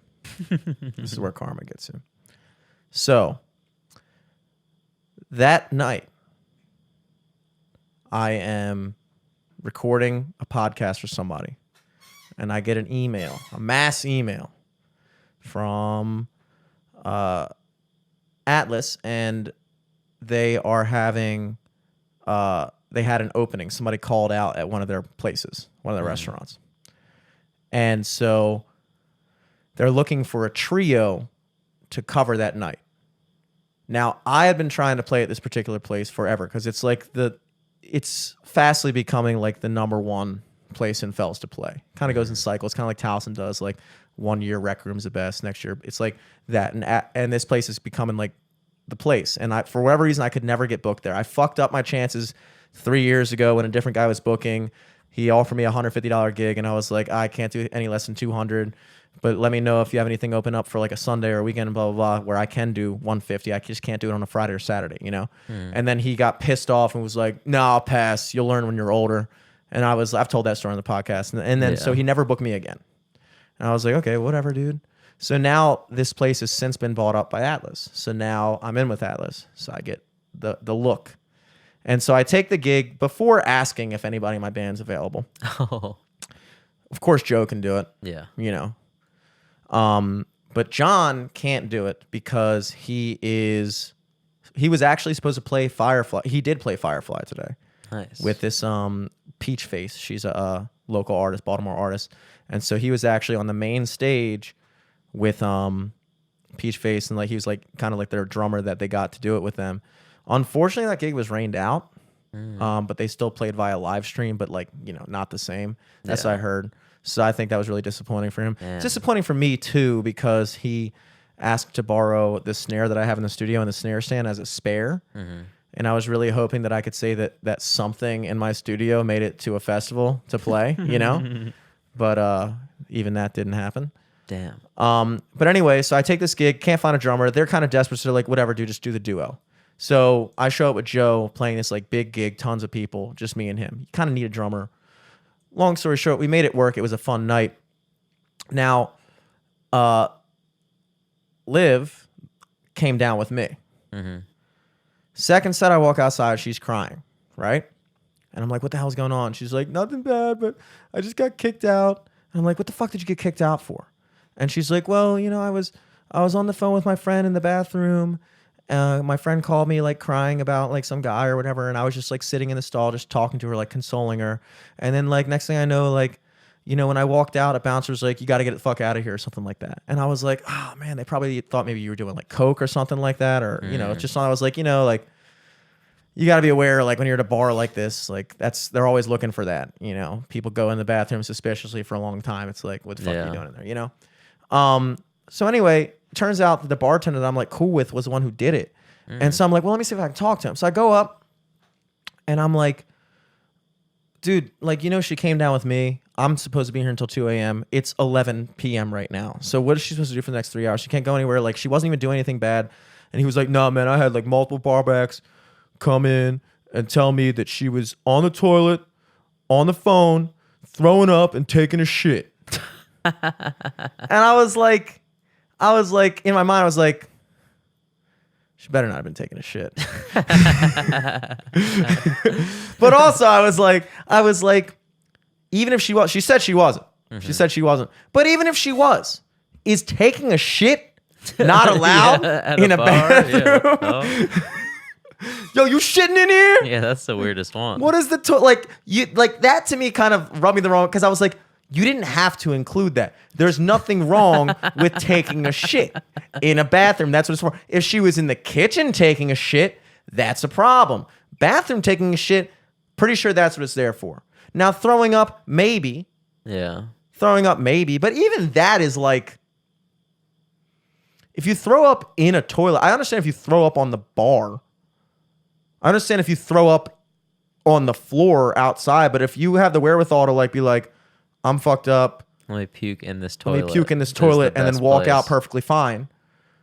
But she didn't even do that. But even I guess what I'm getting at is like, even if she was, it's like none of these things strike me as kick-outable offenses, especially considering the circumstances that she's here alone. She came down with me, and now you're putting her out in the middle of Thames Street with nowhere to go, you know, or she just has to like Uber home or something like that. It's fucking stupid. It sucks. So much to my dismay, he did not reconsider and kept her kicked out. Now, while this is all going on, Joe is by the stage trying to fight off drunk people from like grabbing our guitars and like there's no stage at this place. It's just like a floor, and normally they like rope it off with those like bank lines or whatever. Yeah. They didn't do that. Even that's not even like a legitimate barrier, but like even that, it's like a psychological thing. Like, oh, maybe we shouldn't go back here. Yeah. Now, they have their own fucking mixing board. They have their own shit. And then we have our thousands of dollars worth of shit too. And I see Joe, like there's this fucking drunk girl like grabbing the microphone and like pretending to sing along to every song. And like these other bitches are fucking like up there trying to grab the guitar and take pictures with it and shit. Oh my God. And it's like Joe's like trying to keep them all at bay, you know, while I'm dealing with this situation. And I come back and I see them dealing with that. I'm like, okay, dude, I'm going to go get a bouncer. So I go up to the fucking bouncers. The bouncers don't work there. They're a privately hired security team, because a lot of bars and fellas have been doing this lately because it's gotten worse crime-wise and stuff, that they are hiring like private security companies now. They're not just hiring like regular dudes to be bouncers. They're hiring like legitimate bouncers, you know, or so-called legitimate bouncers. And so I'm like, dude, you need to put a bouncer by the side door here and to watch the stage, because I can't even walk away from the stage. People are fucking with all of our stuff, blah, blah, blah. There's 2 guys at the front door. There's no line out the door. There's one person walking up every now and then to get carded to come in. 2 guys at the front door, nobody at the side door by the stage. I go, I need you guys to put a man by the stage because they're fucking with your stuff and all of our stuff. He goes, nah, man, we didn't have enough guys tonight. And I'm sitting there looking at the second guy right there. Like, what is this guy doing? You guys had a guy by the bathroom to kick out, you know, fucking Liv for taking a shit, apparently. But you didn't have you can't put a guy by the side door where, you know, not even, doesn't concern me at all, but like people are able to walk in and out. Like if any person under the age of 21 or a person who had just been kicked out wanted to get back into the bar, they could very easily walk in the side door, which some people may or may not have done. Regardless, the complete just like didn't give a fuck. It's our problem. It's the band's job to now fend off anybody who wants to fuck with your shit and our shit. And like, it's one thing when a bouncer pushes you away and tells you to stop. It's a different thing when another dude at the bar is, because that's a fist fight waiting to happen. Yeah. You know, you fucking push a girl away from the mic stand, she gets catty, then a fucking dude, oh, what the fuck, you just fucking push my girl, and then now you're in a whole fucking altercation. You know, it's like, Was it that bad? It was that bad. They weren't getting kicked out. Exactly. So we start the third set. My floor monitor, my floor speaker that we used to hear ourselves isn't working. I twisted up. Of course, the fucking cord in the back had been snapped in half. Oh my God. From some fucking idiots fucking stepping on it and shit Yeah, like yeah. that. So now my equipment is broken. Yeah. That's all going down. Needless to say, we crushed the show. And especially without a drummer, it was noteworthy, I will say, for anyone listening. I go out back to smoke a much needed cig after everything is over. And I had earlier in the night given Dom my pack of matches to light a cigarette. And so I don't have anything to light a cig. So I see these guys over there in the middle of the pier. And I walk in the name, I got a light. Yeah, I got one. Reach in his pocket for no less than 30 seconds. I mean, literally just 30 seconds of silence while his boys are just standing there too. And he's just like, and I'm just standing there like, you know, this almost isn't worth it. I could have rubbed 2 sticks together by this point. Get the cigarette lit, walk back to the table where I'd left my phone and wallet and Miller Lite there, go back, phone and wallet's not there. Ooh. So Liv comes out and she's talking more about whatever. And I'm like, hold up. I asked this guy that was sitting at the table, I'm like, yo, did you see anybody grab a phone and wallet off this table? He's like, Nah, man, I just got here, man. Some like strung out, like white guy, long hair. He looked grunge. He looked like he Yeah. could have been like the lead singer of Pearl Jam or something like that. And he starts like running through his pockets, and I'm like, I wasn't accusing you. I mean, I kind of was, but like, I'm not like, I trust you. Like, Yeah. I trust that you wouldn't still be sitting here Yeah. if you stole my shit. Hopefully. Yeah, hopefully. So I'm like, Liv, can you call my phone? She calls my phone, and I'm thinking, like, there's no way anybody's gonna pick it up. Like, somebody just stole my phone, my wallet. They're not picking up the fucking phone. Somebody picks up. And I hear on the phone, who's this? Not her saying, who's this? The person who picked up my phone. Who's this? And she's like, wait. I'm like, wait, did somebody pick up? I'm like, grab me the phone. Grab me the phone. Talking to like, I'm like, yo, you have my phone? They're like, yeah. Who's this? Who's this? Who's this? I'm like, dude, I think you have my phone. They're like, oh shit, man, is this? Oh shit, this is your phone, man? Oh damn, I ain't gonna lie. I walked out, I saw a phone and wallet, I just grabbed it and like, oh shit. And they're like clearly fucked up. Yeah. And I'm like, all right, well, where are they? They're like, yo, I'm on the corner. I'm by Barconia. I'm like, Barcosina. Barcosina, bro. They're like, Yeah. yeah, Barconia. I'm like, all right, man, I'm gonna walk out to the pier and wave you down. So I wave him down, walks up, strung out, even stronger out, white the guy, last guy, yeah. wife beater, face tats, junkie, whole fucking thing. Got my phone in his hand. I'm like, all right, let me get it. He's like, wait, this is your phone? I'm like, yeah, dude, it's my fucking phone. Let me grab it. Yeah. I'm like, you got the wallet? He's like, oh, yeah, you know, man, I just grab. I'm not trying to make you have to get an ID and all that shit, blah, blah, blah, blah. That's annoying. Now, important note here. I never carry cash in my wallet. Yeah. Ever. For this reason, exactly. I always carry cash for anybody who would like to mug me in the future in my left back pocket. But this particular night, because there was no security provided by the venue, I had to, in between each set, take the money out of the tip jar since no one was watching over the stage and put that money in my pocket so I knew that that was my and Joe's tip money. And I put the $70 in cash that I came down with of my own in my wallet to keep them separate. I get the wallet back. Of course, the $70 cash is not in the wallet. Yeah. So I'm looking at this guy. I'm like, where's the money in the wallet? He's like, oh, shit, man. I'm gonna be honest. Like, I ain't no cash. I didn't see any cash in there, man. I just grabbed it. This is all I found, man. Blah, blah, blah. Like, I just grabbed it with my roommate. And at the time, I'm sitting there going, I'm like, I know for a fact you have the cash in my wallet. And he's like, and I'm like, well, let me see your pockets. And he like legitimately went through his shit for me. It was just Damn. crazy. So he's like going through his shit. I mean, I feel like for me at that point, I probably would have been like, all right, I got my phone, my wallet back. I'm fucking just done. Well, that's pretty much the conclusion I got to because he empties out his pockets. There's nothing in there. Now, at this point, I start thinking in the middle of this, same thing you just said. I'm like, dude, what are the odds that some fucking junkie picks up my phone and wallet And happens to give it back. yeah, and then walks back to me with it and gives me back my shit for a minor cost of $70. Yeah. Like, you got me.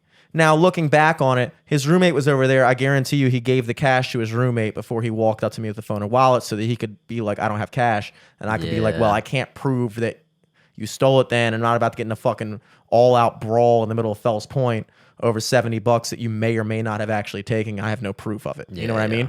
So I chalked it up to an L. Either that or my phone was so shitty that a fucking homeless junkie picked it up and was like, yo, where the fuck are you? Come back and get this shit. Come back and get this shit. Isn't worth shit. Yeah.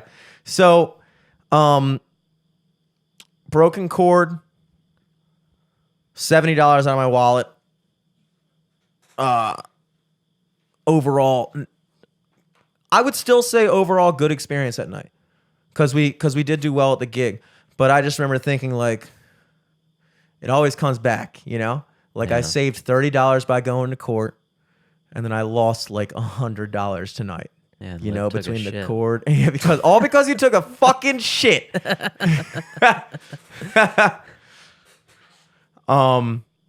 Yeah, night. I mean, just like you know, $70 is $70, but it was just like you said, the odds of it was just a weird.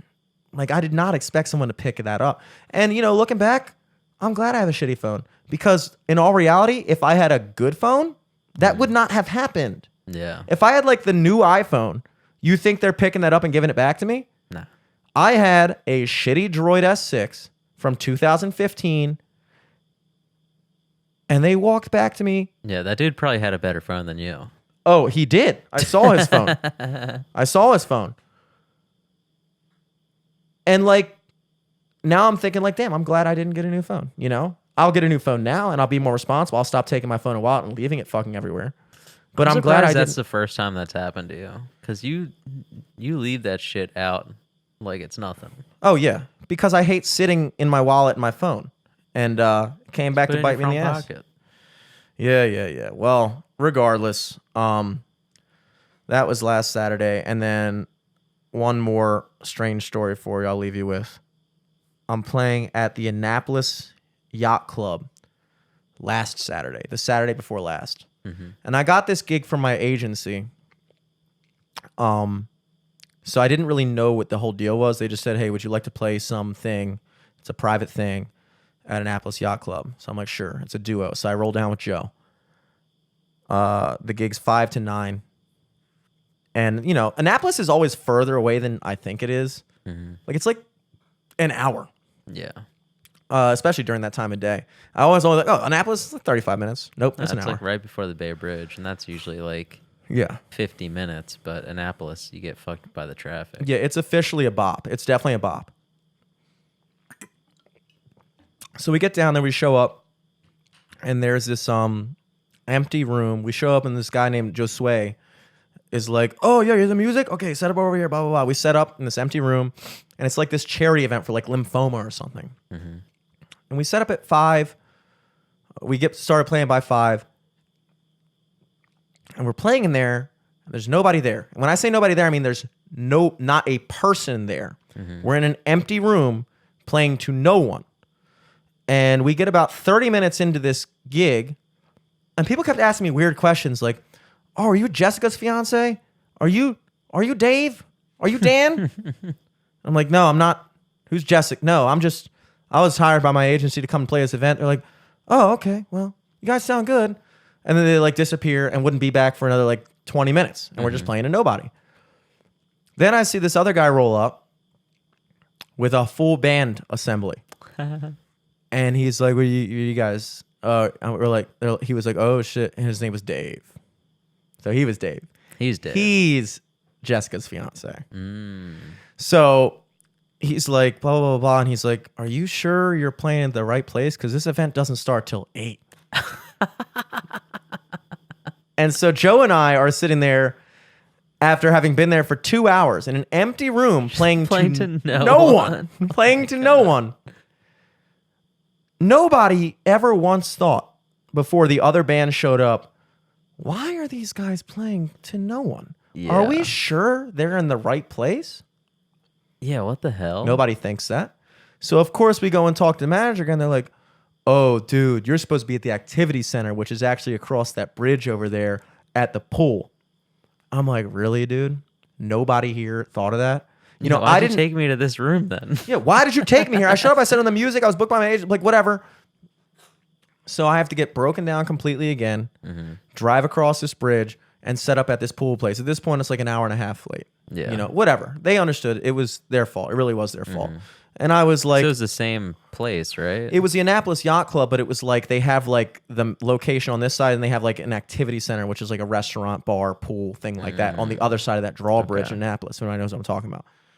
Before I leave over there, I'm talking to this woman, and she's like, oh, yeah, so where are you coming from? And I'm like, oh, I'm coming from Towson. She's like, oh, you know, my son works up in Towson at that comedy club, Magoobies. I'm like, really? Who's your son? And I was like, wait a second, what did you say her last name was? She was like, Pennington? I was like, oh, is your son Matt Pennington? And she was like, yeah. And I was like, you know, weirdly enough, he records at my studio for the podcast. You know, which is a weird thing because I go down to Annapolis for a random gig, set up in the wrong room, and start playing at Matt Pennington's mom's charity event that starts 3 hours later. So I show up to the other thing. That part of the night is over with. And we're set up in this thing. There's like a bunch of people around the pool. We're set up by the pool. Nice place. Really beautiful. And there's this like one family over there that's sitting there, and about like 30 minutes into that set, it was a little boy like 7 years old and a 2-year-old girl and their 2 parents. I look over, and for whatever reason, everyone but the 2-year-old girl is gone from that like little lounge there set up by the pool, and it's just her. And so I watched this happen in real time, where she just flips the fuck out and starts screaming blood-curdlingly loud, head turning. Everybody's looking. And this girl is running around. Now, I'm mid-song with Joe playing. And this girl is screaming and running around. And everybody's just kind of looking like, oh, bah. So it gets to about 20 seconds in. I'm waiting. I'm looking around. And I'm waiting for like an adult to do something, because I'm just a guy there playing music. These people are all in a country club together. You know, you think they know each other, they give a fuck about each other, whatever. Yeah. Nobody does anything. People are just looking up, just weird faces. That's a thing you do when a 40-year-old man is running around screaming. Yeah. You look up, you pretend you don't see it, you ignore it until it goes away. When a 2-year-old girl is screaming like that, you figure out what the fuck is going on. So I stop mid-song. I'm like, just fucking stop. Hop off, go down and walk up to her. Weird position to put me in. Because again, nobody knows who I am. I'm a random guy from fucking Baltimore coming down to play music at your pool, not a member, whatever. And now I'm approaching this little girl being like, hey, and I guess because I saw that she was with her parents and now she wasn't, she can barely form a sentence. You know, Yeah. I'm like, are you looking for your mommy and daddy? She's like, and I'm trying to get her to like, trust me, you know? And like, so I'm like, trying to coerce her and be like, okay, follow me, blah, blah, blah. We'll go find your mommy and daddy, blah, blah, blah. So she eventually does start following me. Again, nobody's doing anything. Watching this whole thing. Nobody does anything. She starts following me. I walk up to the lifeguard. I'm like, do you know where this girl's parents are? So I think they were just right here. I'm like, yeah, I know. They were just right here. And then, you know, I talked to a fucking hostess. She's like, let me go find. And finally a fucking woman comes up and it's like, oh my God, are you looking for your parents? Blah, blah, blah. And I'm like, okay, thank God somebody's finally paying attention to the situation. And like, of course, she finds them. Their parents are just over at the bar with the other kid. And I'm like, you know, like, I'm not even going to Yeah, delve were you guys in. people head turning? Like, damn, what is our daughter doing now? Yeah, And you not didn't get her? hear that? Yeah, what the fuck? Unreal. And Jesus also, like, Christ. it's a 2-year-old. I don't know. I'm not even going to get into why I find that wrong. But what I really found the most wrong was just, we talked about it before on just in general and on the podcast, of course, about human psychology and crowd psychology, and how when moments like that happen, it's almost scary how this kind of groupthink just takes over everyone, where everyone is looking to everyone else to do something. Yeah. Nobody wants to be the person that, you know, makes a move that might make them stand out or something like that. And so everybody is just sitting there frozen, waiting for someone else to take charge. Yeah. And you see that, I saw that shit happen on such a small scale on that day, but it really irked me on a bigger scale. Seeing that is how so many things throughout history and that we experience in the world today operate on that same exact, you know, that same exact line of thinking. You know what I mean? You know what I'm getting at? Yeah, I think so. It bugs me to see that these well-to-do, rich, you know, obviously you would think super smart, put together people,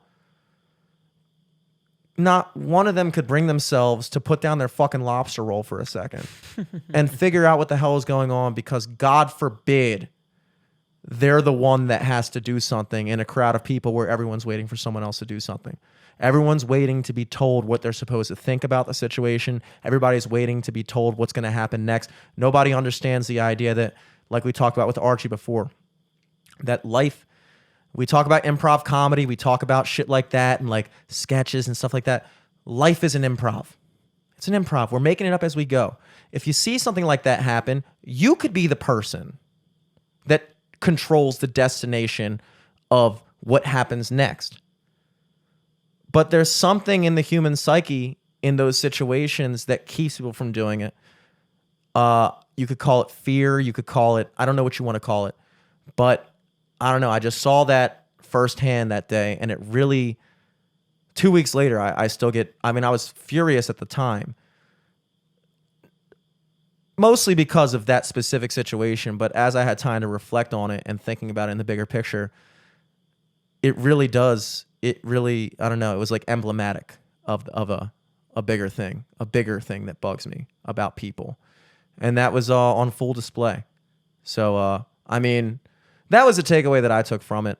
And I don't know. Again, I always go off these random stories and tangents with no real moral or solution to it. But I mean, The only thing to, get from that is just you're the good in the world, Jimmy. well, You are the good in the world. Well, what I'm saying is anybody can be the good in the world. Anybody can be the good in the world. And like, I guess, we talked about this with like, even like doing the stuff that we do, like, dropping out of college, pursuing other things that weren't necessarily with the grain of what everybody was telling you are supposed to do and stuff like that. And that takes that same type of courage, to be in a group psychology situation that we were at that age, to understand that everybody's just doing this thing because no one wants to take the chance of not doing that thing and being wrong. So they'd rather be right doing the wrong thing than they would whatever the opposite that would be. And I guess what I'm getting at is, yes, in that situation, that wasn't meant to be like me patting myself on the back for doing something good, although I am. But more importantly, that I would like to see that, and I would hope that you would see that in more people, that they would understand that you can do that too. Any single one of you guys could have done that. Any single one of you guys could have solved that situation faster. The only reason that made me do it is because I remember picturing how scared I was when I was lost as a kid, and just imagining every fucking second that I was playing that song longer, that this girl is currently having the scariest moment of her life right now. So how long was she like, before you acted? At least 25 seconds. Okay. Which doesn't sound like a lot, but it's a lot for a crowd-stopping scene. 25 straight seconds of just like, holy shit, Mm-hmm. And she's like running out of the place into the parking lot and shit. It's like, she's gonna like, holy shit. Jeez. Yeah. It's crazy, dude. Fucking do better, Do better. I hate that saying, but I don't know what else to say in that moment. Do better. Do better. Yeah. Some other I'll tell you after the podcast. Coolio. Sounds swell. Trying to think.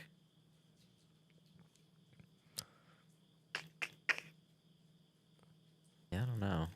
Birthday weekend was okay. Mm-hmm. It's pretty much chilled out mainly. Been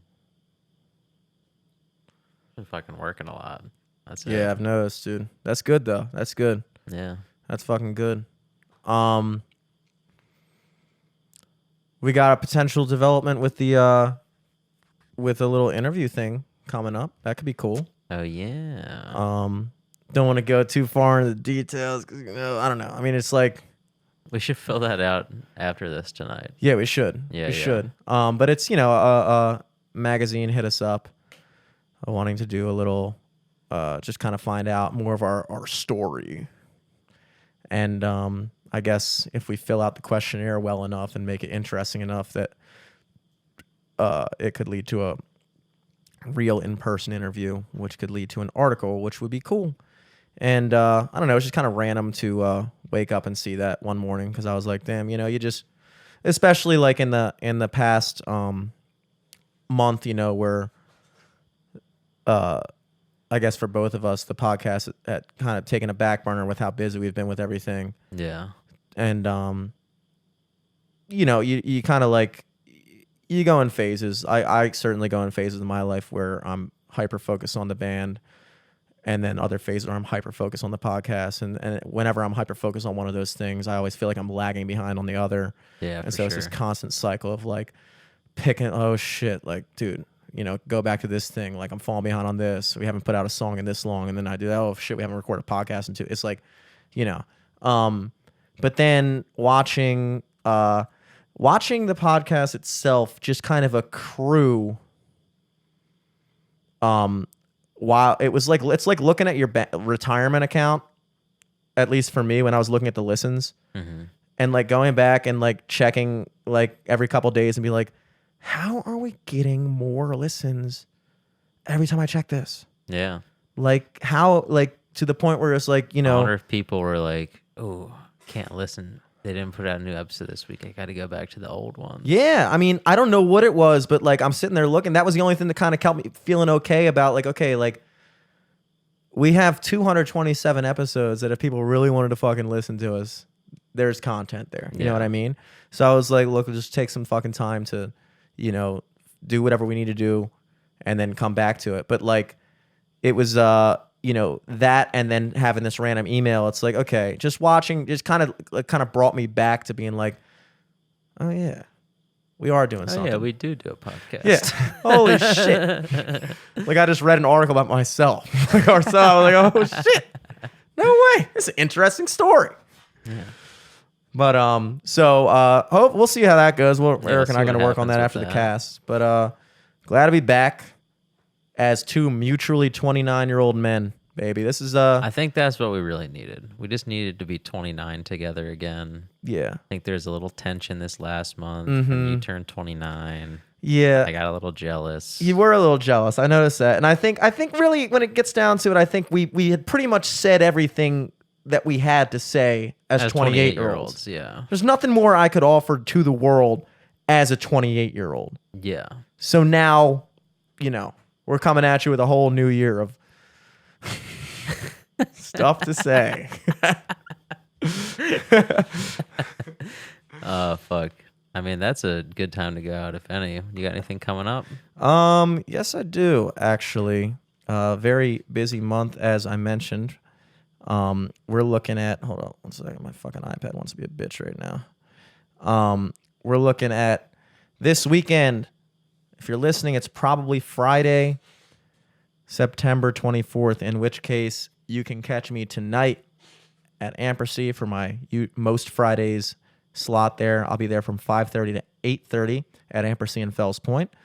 And then tonight, Friday, September 24th, I will be at the Horse you came in on for a Friday night gig with the drummer Brandon Sturm, who has played there a myriad of times, but never with me. We've never played together, so this will be cool. And then tomorrow, Saturday, September 25th, I will be at the Point in Towson, 9 to 1 with John Burkhart, the drummer who I have played with before, coming fresh off his Firefly slot. So I'm sure he's going to be really stoked to walk off the main stage at Firefly and back up with me, baby, at the Point in Towson. Is that this Saturday? Yeah, this coming Saturday. Hell yeah. And I then think Alex was talking about that. I might try to come to that. Yeah, you should. It'll be fun. Yeah. And then other than that, I mean, I play every Tuesday, or not every Tuesday, most Tuesdays at Perennial, including this coming Tuesday, September 28th. Mm-hmm. Perennial in Towson, the all-new Perennial in Towson, 5 to 8:30. And every Wednesday night at the Horse you came in on, every Wednesday night from 9:30 to last call. So, check that out. Follow the band on Instagram at SophomoreMD. Follow me on Instagram at Jimmy Selesky. Eric, what you got, dude? Fucking nothing, dude. But I don't think I have much travel coming up soon, so we should be getting back to normal with the podcasts. Hell yeah, dude. No more running from gators. No more running from gators. I think, fishing season might be a little over now. Mm-hmm.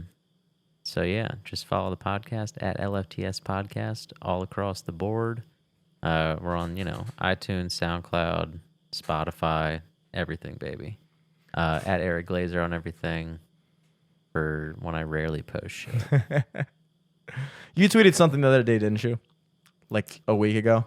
I forget. I don't even know. You did. Eric tweets something like once every 2 months. Yeah. So be on the lookout for that. I probably just retweeted someone. That might have been it too. Yeah. Till next week, folks. Peace. Peace.